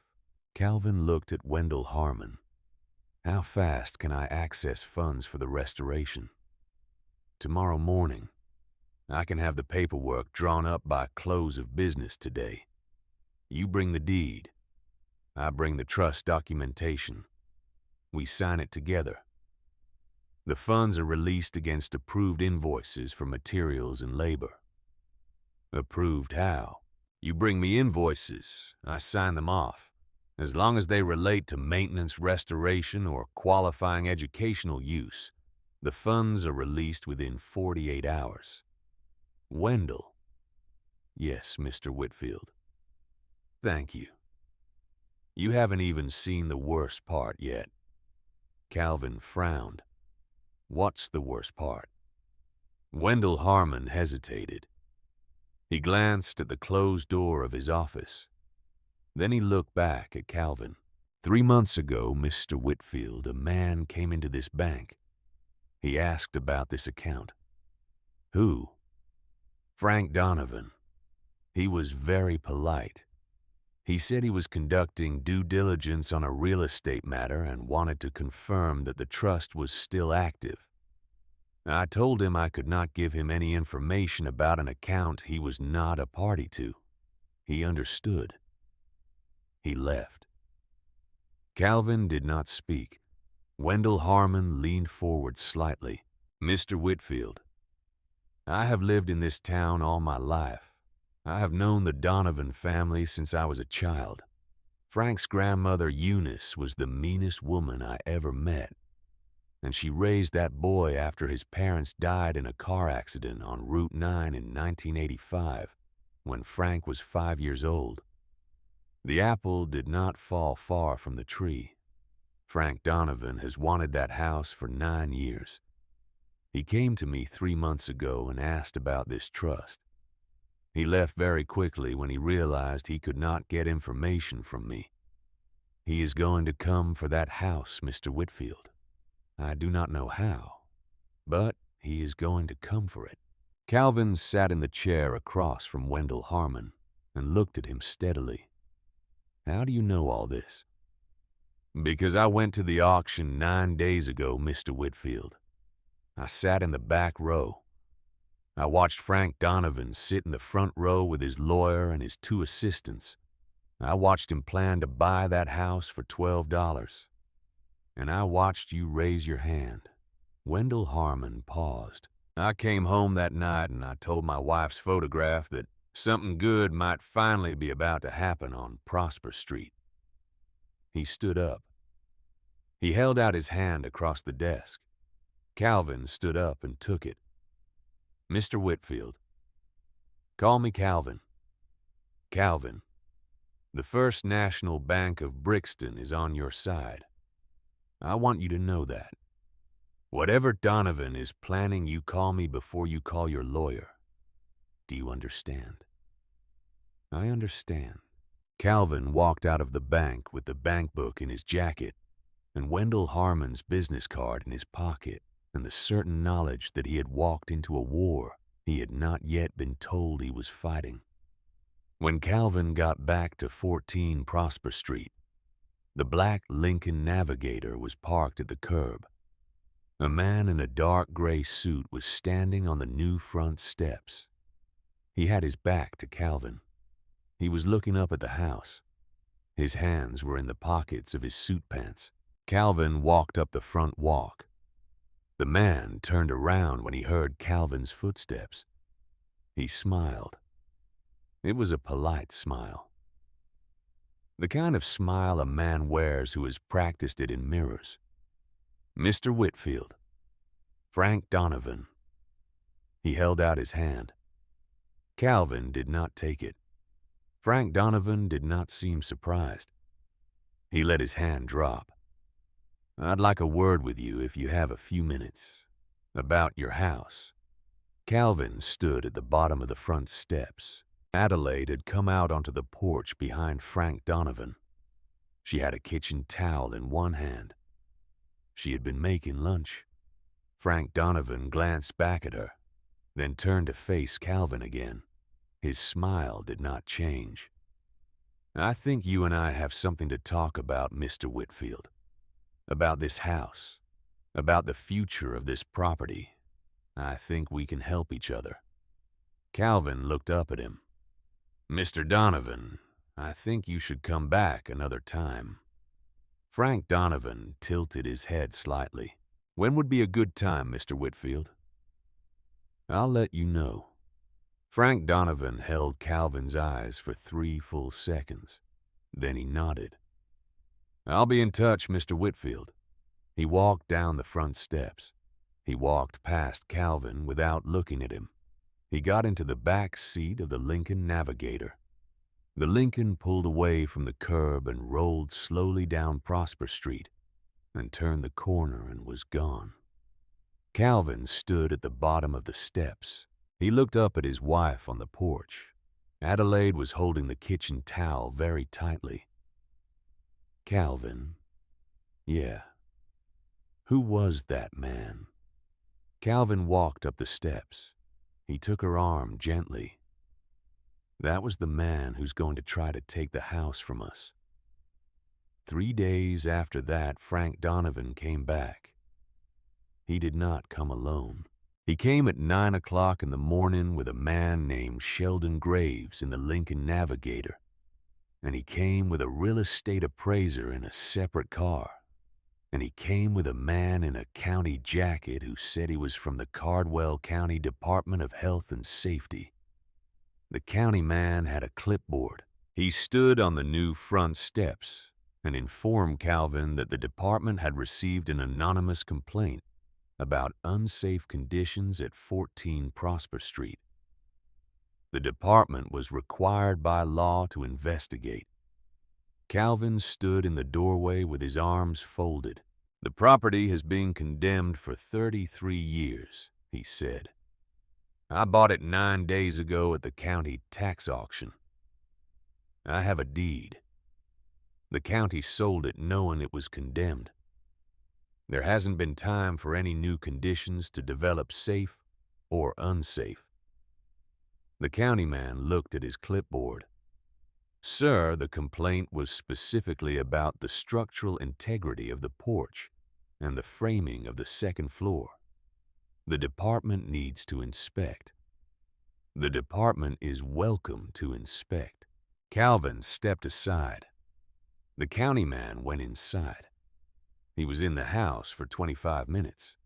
He came back out. He looked at his clipboard. He looked at Frank Donovan, who was standing on the sidewalk by the Lincoln.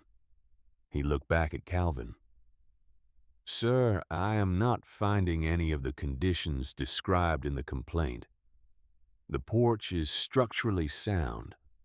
The framing is solid. I'm going to mark this as an unfounded complaint.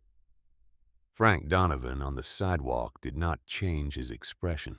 The county man left. Frank Donovan walked up to the porch. Mr. Whitfield, could I have a moment of your time now? No. Mr. Whitfield, I came here in good faith. Mr. Donovan, you filed an anonymous complaint with the Department of Health and Safety in order to get a county inspector inside my house at 9 o'clock on a Tuesday morning. I would not call that good faith. Frank Donovan smiled. You are an interesting man, Mr. Whitfield. I am a tired man, Mr. Donovan. Please get off my porch. Frank Donovan walked back to the Lincoln. The Lincoln drove away. It rolled slowly down Prosper Street and turned the corner. Calvin watched it go. Then he went inside, and he picked up the phone, and he called Wendell Harmon, and he told him what had just happened. And Wendell Harmon said 3 words. It's already started. Over the next 2 weeks, the war moved underground. A second anonymous complaint arrived at the county fire marshal's office. An inspector came out and found nothing wrong. A third complaint went to the zoning board, alleging that Calvin was running an unlicensed commercial business out of a residential property. Adelaide had not yet taught a single lesson. Calvin called the zoning board and explained. The complaint was dismissed. Then the local newspaper ran a small story. The story was about a 66-year-old trust account at the First National Bank of Brixton that had recently been activated. The story did not name Calvin or Adelaide. The story raised questions about the legitimacy of the trust and quoted concerned community members who wondered whether such an old account could be legally honored. The story had no byline. The reporter was a freelancer from 2 counties over. Wendell Harmon read the story over coffee in his kitchen and called Calvin before he had finished his second cup. Frank's paying someone to write that. I figured. It's harassment, Calvin. It's harassment dressed up as journalism. I know what it is. What are you going to do about it? Calvin looked out the kitchen window at the porch he had rebuilt. I'm going to keep working. The next morning, Tommy Brennan came up the front walk with a flat tire on his bicycle. The bicycle was a 1990s Schwinn that Tommy used to get to the diner and to the hardware store and to his grandmother's pharmacy. The front tire had been slashed, not punctured. Slashed. A clean diagonal cut, about 3 inches long. Tommy set the bicycle on the porch. Mr. Whitfield. Tommy, I think we need to talk about that man. Calvin nodded. Come inside. Inside, Tommy told Calvin that the night before somebody had made a phone call to his grandmother's house. The voice on the other end had been male, muffled, and brief. The voice had said, "Tell your grandson to find a different job." Then the voice had hung up. Nell Brennan had taken the call. She had not told Tommy until that morning at breakfast. She was 78 years old, and she was on oxygen. And she had told Tommy with a steady voice and a hand that did not shake. But Tommy had seen the way she had not finished her toast. Calvin listened to all of it. He did not interrupt. When Tommy finished, Calvin stood up. He walked to the front window. He looked out at Prosper Street. Tommy. Yes, sir. I need you to do something for me. Yes, sir. I need you to keep coming to work every day at 7 o'clock, the same as before. I need your grandmother to lock the doors at night, and I need you to call me at the first sign of anything else. But I do not want you to stop coming here. Because if you stop coming here, the man who slashed your tire wins. And we are not going to let him win. Do you understand? Tommy Brennan looked at Calvin. Yes, sir, Mr. Whitfield. I understand. Good. Now help me carry that bicycle to Mortenson's. We're getting you a new tire. That afternoon, Calvin drove the Buick to Columbus. He did not tell Adelaide where he was going. He told her he had business at the engineering board. He kissed her forehead and got into the Buick and drove 3 hours west on the same highway he had driven east on 16 days earlier, with everything he owned in the trunk. He drove to the Ohio Attorney General's office. He sat in a waiting room for 90 minutes. He read a magazine. He did not look at his phone. He waited. At 2:30 in the afternoon, an assistant attorney general named Marisol Greenwell took him into a small conference room. She was in her early 40s. Sharp eyes, notepad.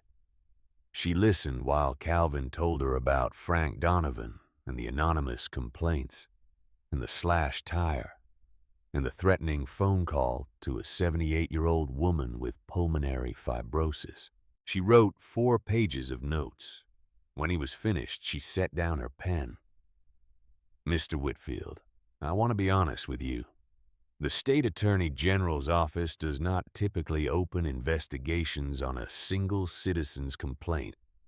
We open investigations when there is a pattern. I understand, but you have brought me a pattern. Anonymous complaints to multiple county departments, all timed in coordination with a specific real estate dispute. A phone call to a vulnerable elderly woman. Vandalism of a minor's personal property. A newspaper story that appears to have been planted. If I can substantiate any of this independently, we have what we need to open a file." She looked at him. "And I have one more thing to tell you, Mr. Whitfield. Frank Donovan is not unknown to this office. He has been involved in the demolition of 6 historic properties in this state in the last 5 years. 3 of them were on the National Register of Historic Places. Each one was acquired through a process that on its face was legal, but that involved extensive coordinated pressure on the previous owners. We have a folder on him. Your situation might be the thing that lets us open it." Calvin sat back in his chair. He's done this before. He has done this for a living, Mr. Whitfield. Your house is not unique to him. Your situation is not unique to him. He is in his way very good at what he does. What can I do? Marisol Greenwell looked at her notes. Document everything. Save every voicemail. Save every letter. If anyone from the county shows up at your door, get their name and badge number. If anyone threatens you, write down the exact words within an hour of the threat. I'm going to give you my direct line. You call me not the receptionist when something happens, and it will happen." She handed him her business card. Calvin put it in his wallet next to Wendell Harmon's card. "Mr. Whitfield." "Yes." "How old is your wife?" 71. "And you?" 74. Marisol Greenwell looked at her notepad for a long moment. "Sir, I want you to understand something. Frank Donovan is counting on the fact that you and your wife do not have 18 months to fight him. He is counting on the fact that you will get tired. He is counting on the fact that 2 people in their 70s with no family support, with no local connections, will eventually crack. That is his strategy." "I know that," Calvin said. "How do you know?" "Because that's the strategy a man uses when he doesn't have a better one." He drove back to Brixton that evening.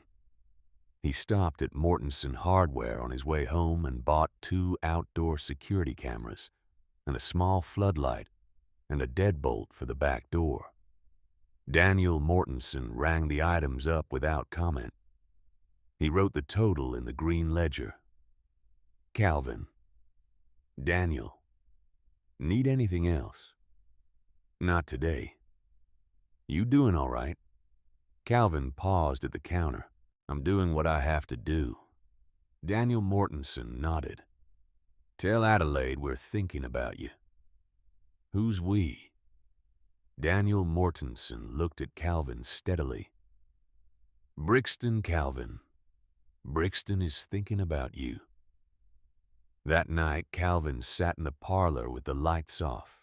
He had installed the cameras after dinner. He had installed the deadbolt. Adelaide had gone to bed at 10 o'clock.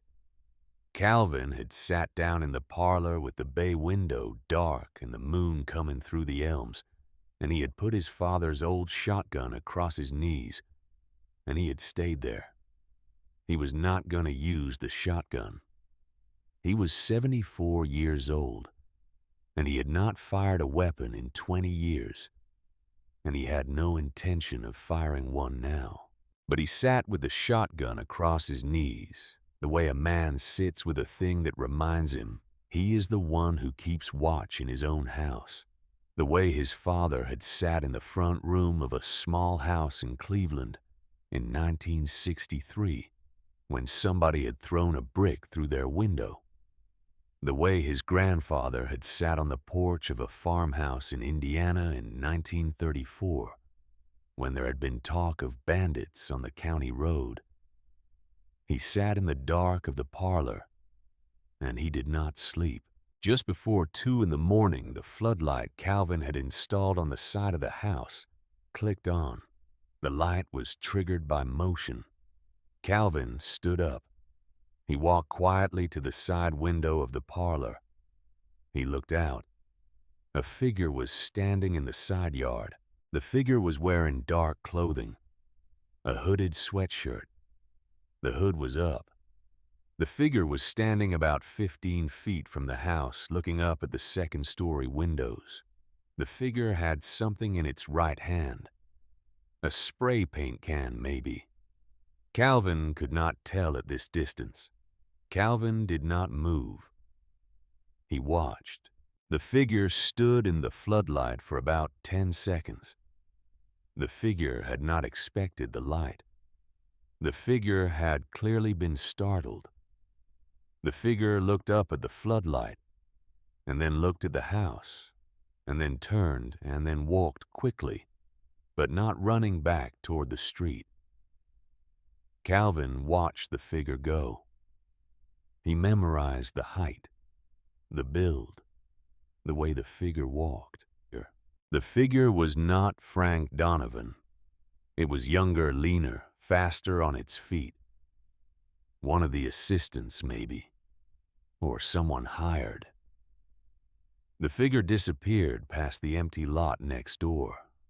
Calvin set the shotgun against the wall. He went into the kitchen and made himself a cup of instant coffee with hot water from the camp stove. He sat at the kitchen table in the dark and drank the coffee. He did not feel afraid.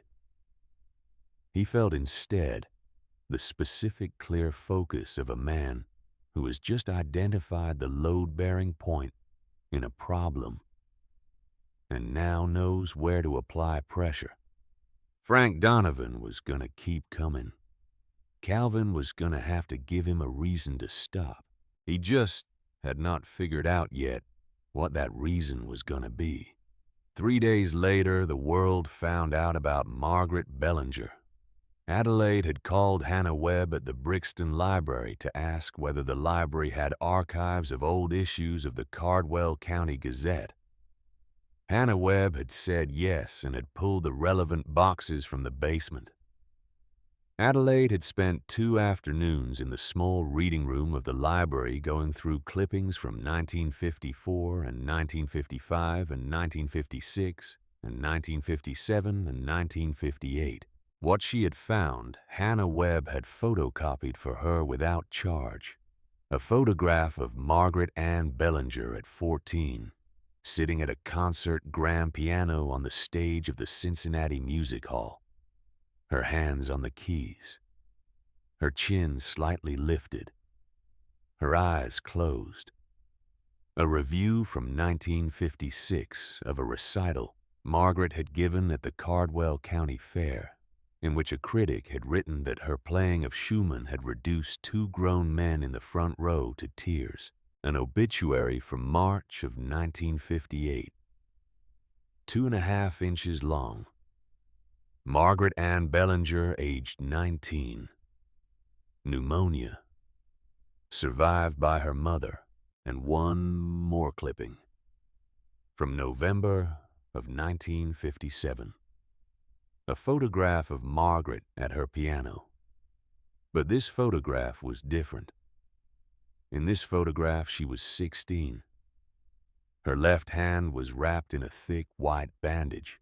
She was sitting at the Steinway in her own home on the third floor of 14 Prosper Street, and she was looking down at a sheet of staff paper on which she was writing a composition with her right hand.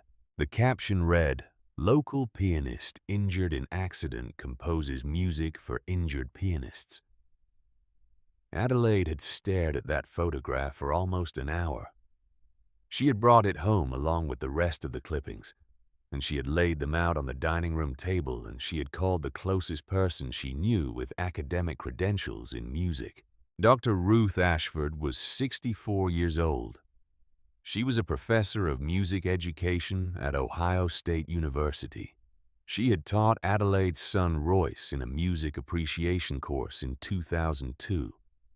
Although she did not remember Royce and Adelaide did not bring him up, Adelaide had read 3 of Dr. Ashford's articles in the Journal of Music Education over the years. She had once heard Dr. Ashford give a lecture in Columbus on adaptive piano pedagogy. Dr. Ashford listened to Adelaide's phone call for 15 minutes. Then she said, "Mrs. Whitfield, I will be there tomorrow morning." She drove from Columbus on a Saturday. She arrived at 14 Prosper Street at 10 minutes past 9. She wore cotton archival gloves. She brought a portable scanner and 4 boxes of acid-free folders and a notebook the size of a Bible. She spent the entire day in Margaret's room. She did not eat lunch. Adelaide brought her tea at 1 in the afternoon, and Dr. Ashford took it without looking up. She photographed every page of every composition. She read Clara's letter 3 times. She sat at the Steinway briefly and tried to play the first 8 bars of For Hands That Remember, and she stopped after the 4th bar because she was crying. At 4 o'clock in the afternoon, she came downstairs. She sat in the parlor across from Calvin and Adelaide. She accepted a cup of coffee from Rose Hartwell, who had appeared sometime during the afternoon with a casserole, and had stayed without being asked. Dr. Ashford set her cup down. "I have spent my career studying adaptive music pedagogy. The field as a formal discipline did not exist before the early 1970s. There are in the academic literature perhaps a dozen significant early works in the area of music composition for pianists with physical limitations. The earliest of those is from 1973. She paused. What Margaret Bellinger wrote in this house between 1955 and 1958 predates all of them. She did not just compose music. She invented a methodology, a complete pedagogical system for teaching piano to pianists whose hands cannot do what textbook hands can do. She did this when she was 16. She did this with one bandaged left hand. Adelaide put her hand over her mouth. "With your permission," Dr. Ashford continued, "I would like to bring 2 colleagues from the Cincinnati Conservatory to evaluate the collection for possible publication. I would like to nominate Margaret's compositions for inclusion in the National Archive of American Music. And I would like, if you are willing, to begin the process of registering this house as a protected historical landmark." Adelaide looked at Calvin. Calvin looked at Adelaide. Calvin spoke first. "Dr. Ashford, there is a man who is trying to take this house from us. He has been trying for 9 years. He has filed false complaints with the county. He has sent someone to vandalize our property. He has threatened a 78-year-old woman with lung disease. We have an attorney general open file on him, but we do not at this moment have any way to stop him from buying his way into this property if he decides to push hard enough." Dr. Ashford listened. You are telling me there is a hostile party trying to acquire the house? Yes. And he has resources? Yes. Dr. Ashford did not blink. Mr. Whitfield, there is an emergency designation process in the National Historic Preservation Act designed for properties facing imminent threat of destruction. If we file by Monday morning with sufficient documentation, the Register can issue a temporary protected status within 14 days. Once that status is in place, no party, public or private, can acquire this property for the purpose of demolition or substantial modification. A hostile buyer becomes legally irrelevant. She paused. I have written 3 of those emergency filings in my career. None of them were as well documented as what is sitting in your 3rd-floor room, sir.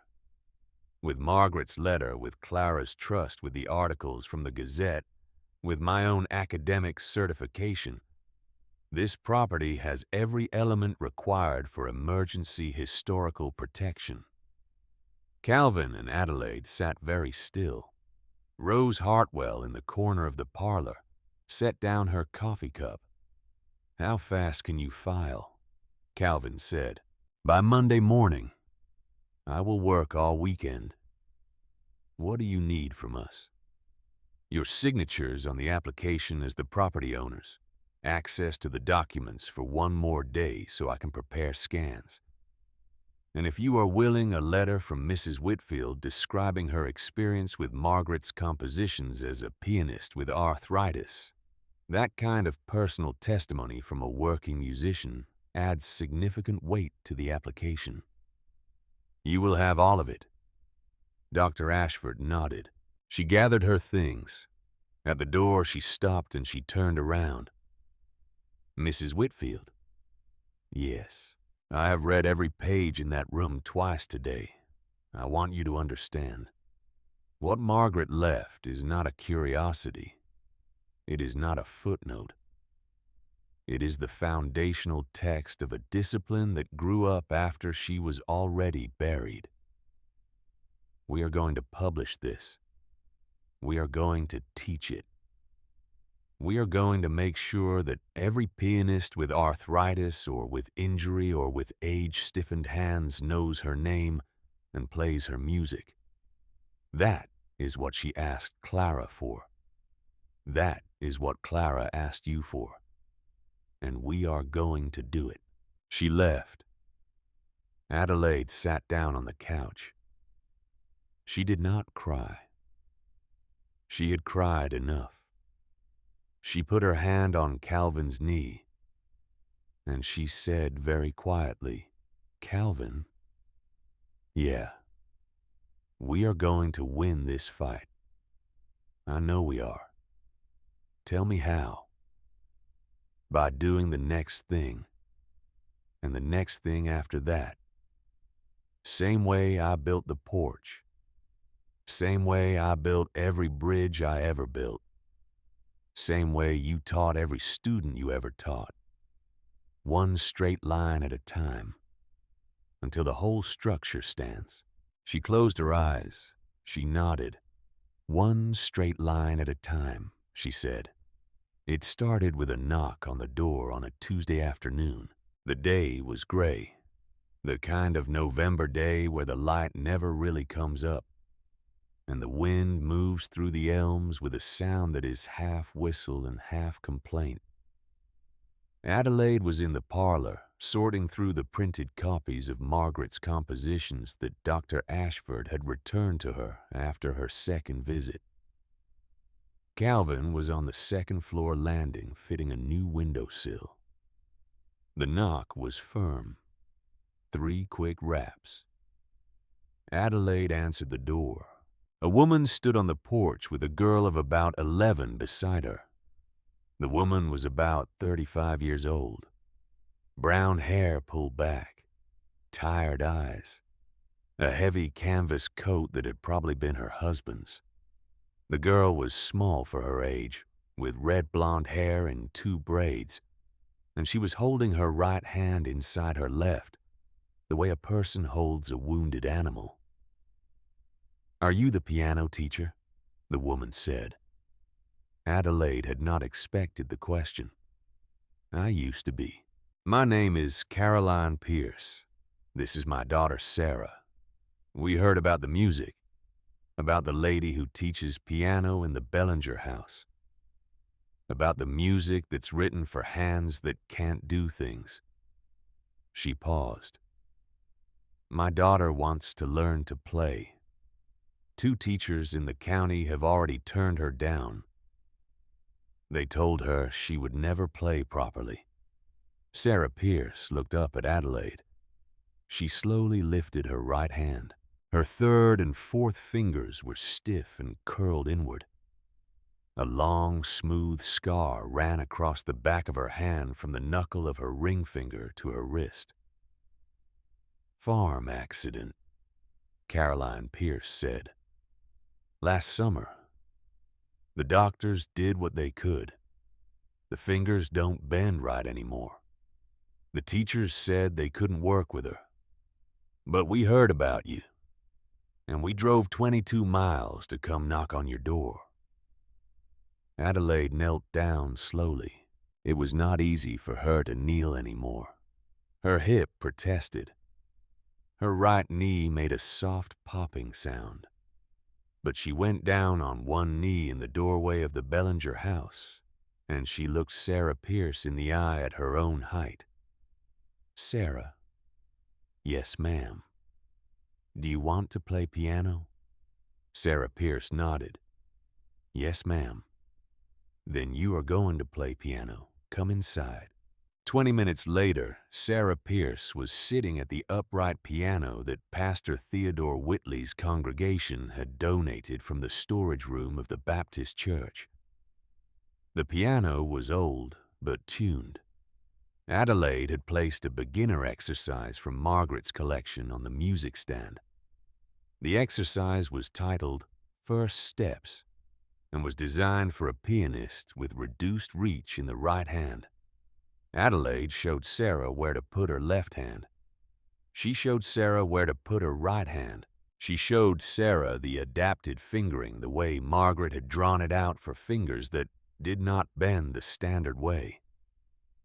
Sarah Pierce played the first phrase. She played it slowly.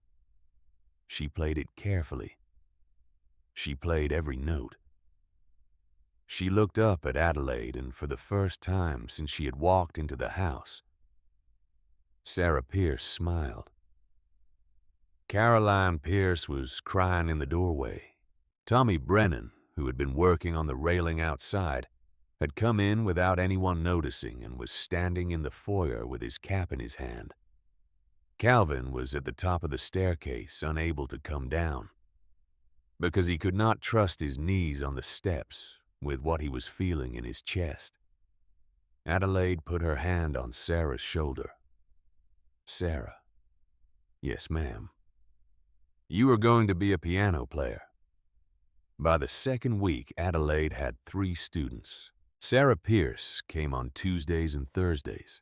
A retired farmer named Earl Caldwell, 68 years old with hands gnarled by rheumatoid arthritis, came on Mondays. A former school secretary named Helen Maddox, 63, with nerve damage in her left hand from a fall, came on Wednesdays. By the 3rd week, there were 5 students. By the 4th, there were 8. Word of the piano lessons in the Bellinger house traveled the way news travels in a town of 2,000 people. From Rose's diner to the post office to the barber shop to the church potluck on Sunday afternoon. By Thanksgiving, 3 families from outside Brixton had called to ask whether Adelaide would take their children. Adelaide said yes to all of them.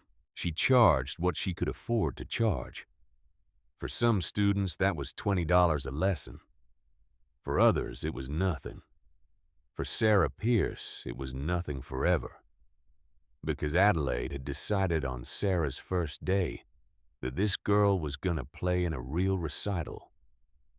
Before she was 12, and Adelaide was not going to let $20 a week stand between Sarah Pierce and a life with music in it. The trust paid for everything. Wendell Harmon signed off on the invoices for tuning for sheet music. For a second piano, Calvin and Tommy moved into the dining room so that two students could practice at the same time. The trust covered Adelaide's small honorarium when the load got heavy. The trust covered Tommy's wages. The trust covered also a particular thing Calvin had been working on quietly for some time. And then, on the second Tuesday of January, the National Register of Historic Places issued the Emergency Protection Order. A federal letter arrived at 14 Prosper Street in a thick cream envelope on a Tuesday morning. Adelaide opened it on the porch. She read it twice. She walked back into the kitchen with the letter in her hand. Calvin. He looked up from his coffee. She held the letter out. He read it. He set it down on the kitchen table. He stood up. He walked over to his wife and he put both his hands on her shoulders and he looked her in the eyes for a long moment. Addie. Yes. We won. The next day, Frank Donovan came back. He came in the Lincoln Navigator with Sheldon Graves and a uniformed deputy from the Cardwell County Sheriff's Office. Frank Donovan walked up the front steps with a thick folder under his arm. He rang the doorbell. Calvin opened the door. Mr. Whitfield, I am here to deliver a temporary restraining order signed this morning by a judge of my acquaintance in the next county over. The order halts your residential music education activities pending review of zoning compliance. Please have your wife discontinue all lessons immediately. He smiled. Or if you prefer, we can have a different conversation. $275,000 cash today.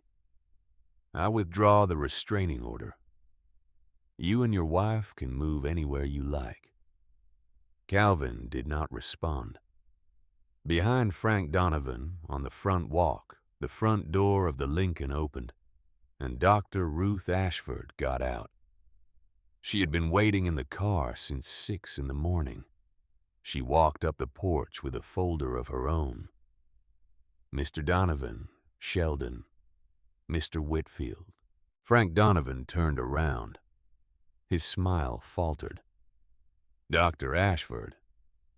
This property, Dr. Ashford said calmly, was added to the National Register of Historic Places under emergency designation at 8:47 this morning, 13 minutes before you arrived at this door.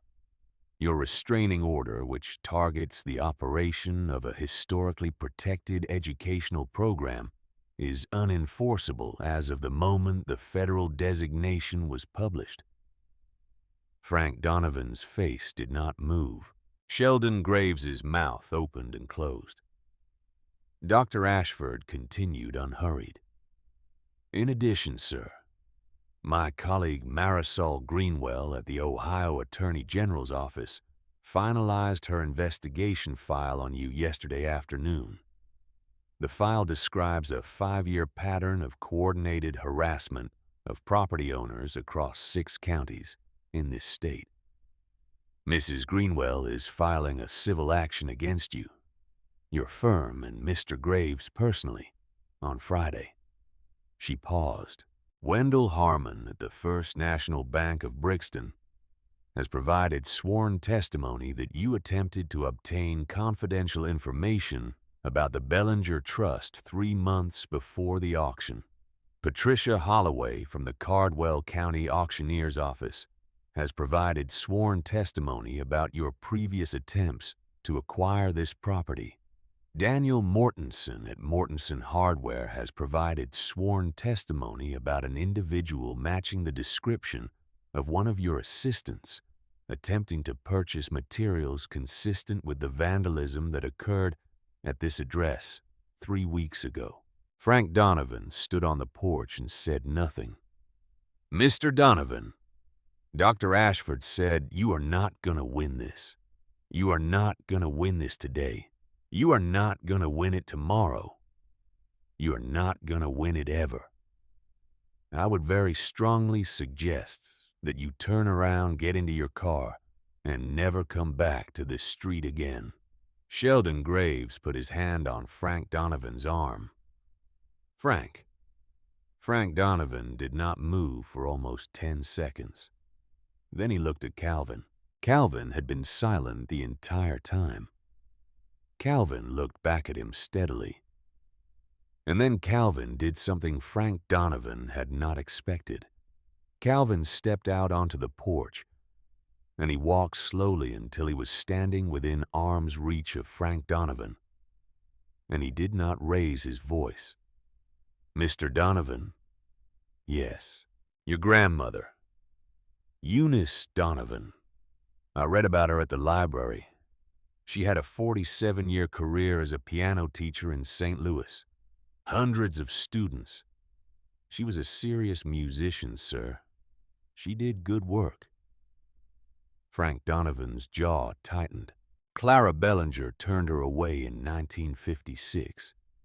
Not because your grandmother was not a fine pianist. Clara Bellinger turned her away because Clara Bellinger was burying her daughter.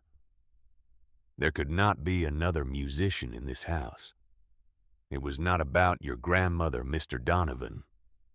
It was about a mother who had lost everything." He paused.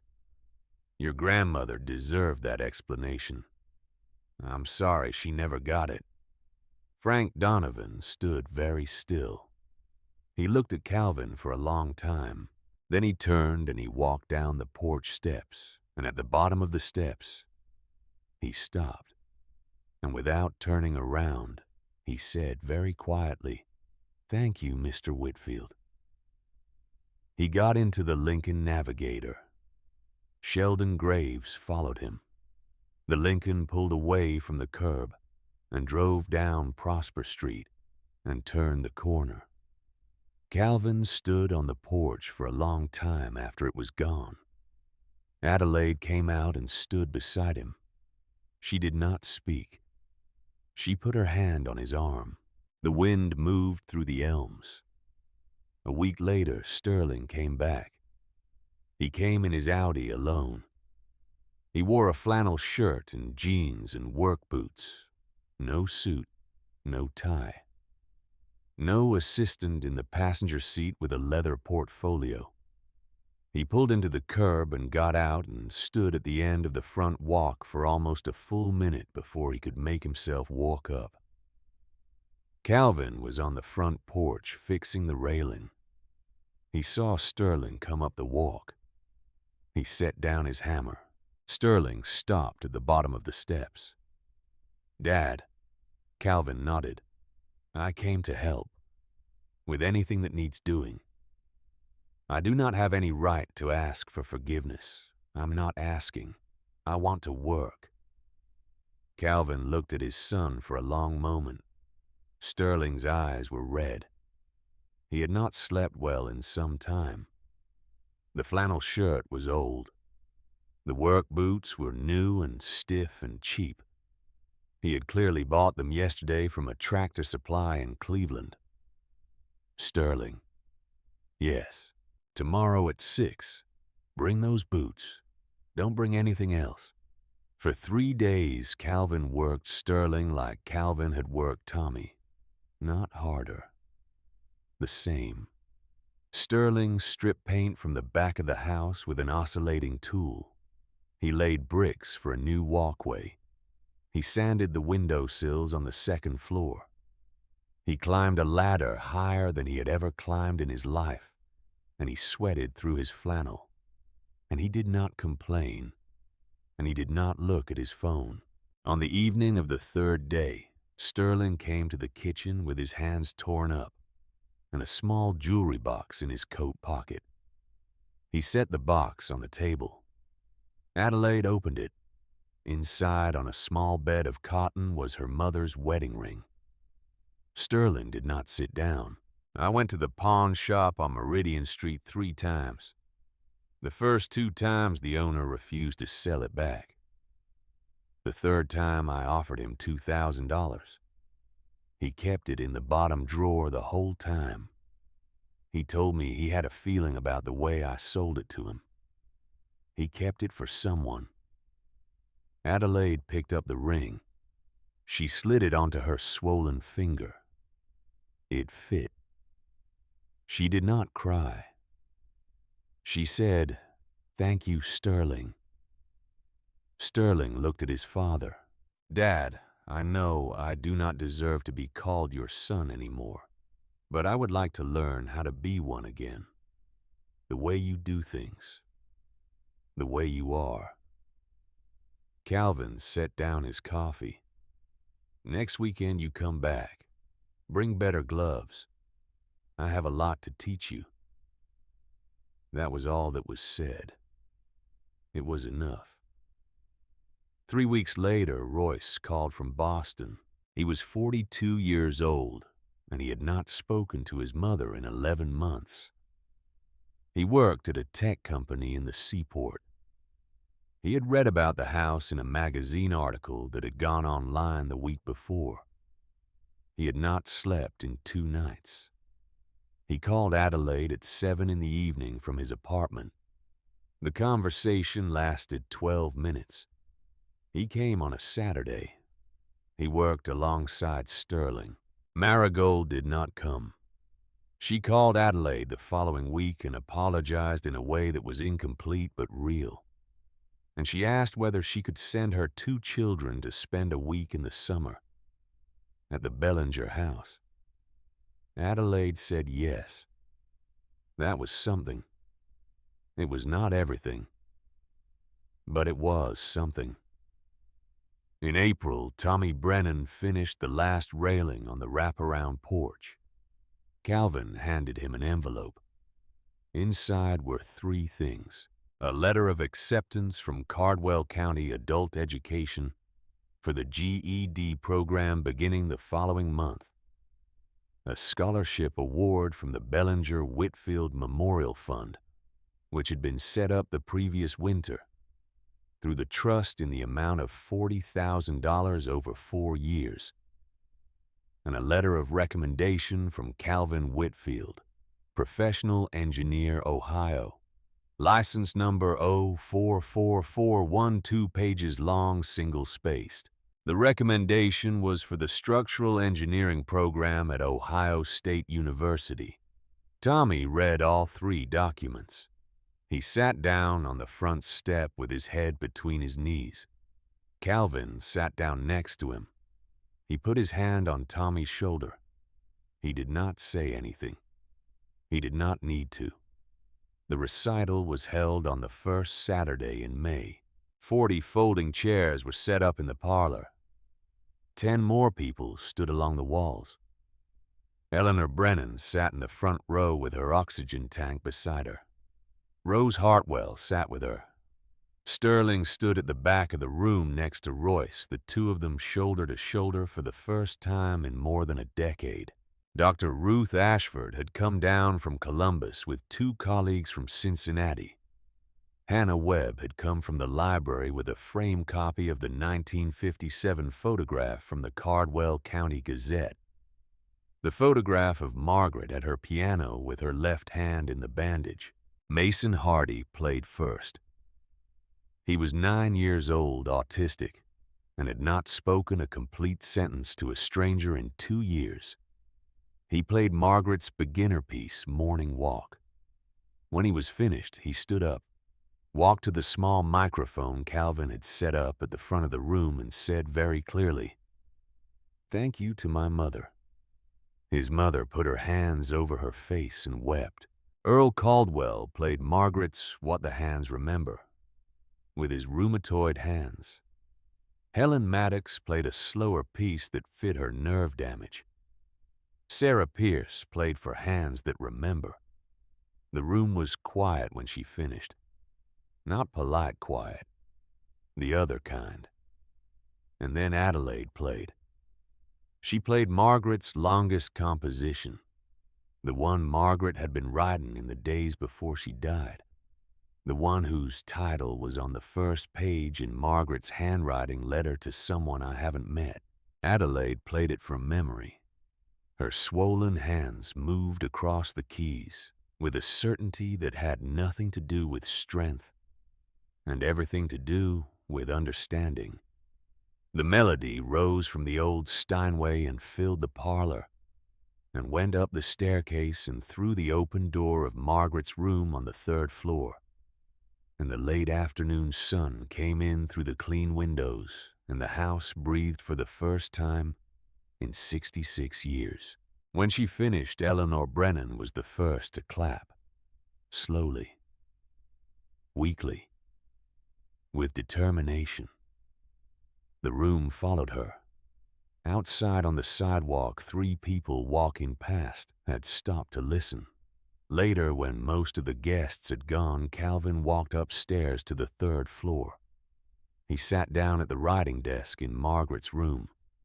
He opened the drawer. Inside, beside the leather bank book, was the small white envelope Sterling had sent anonymously weeks ago before Sterling had come back.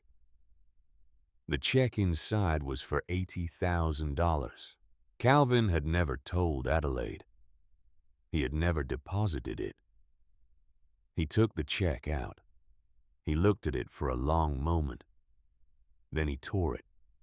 Twice. 4 pieces. 8. 16. He carried the pieces to the small brick fireplace in the corner of the room.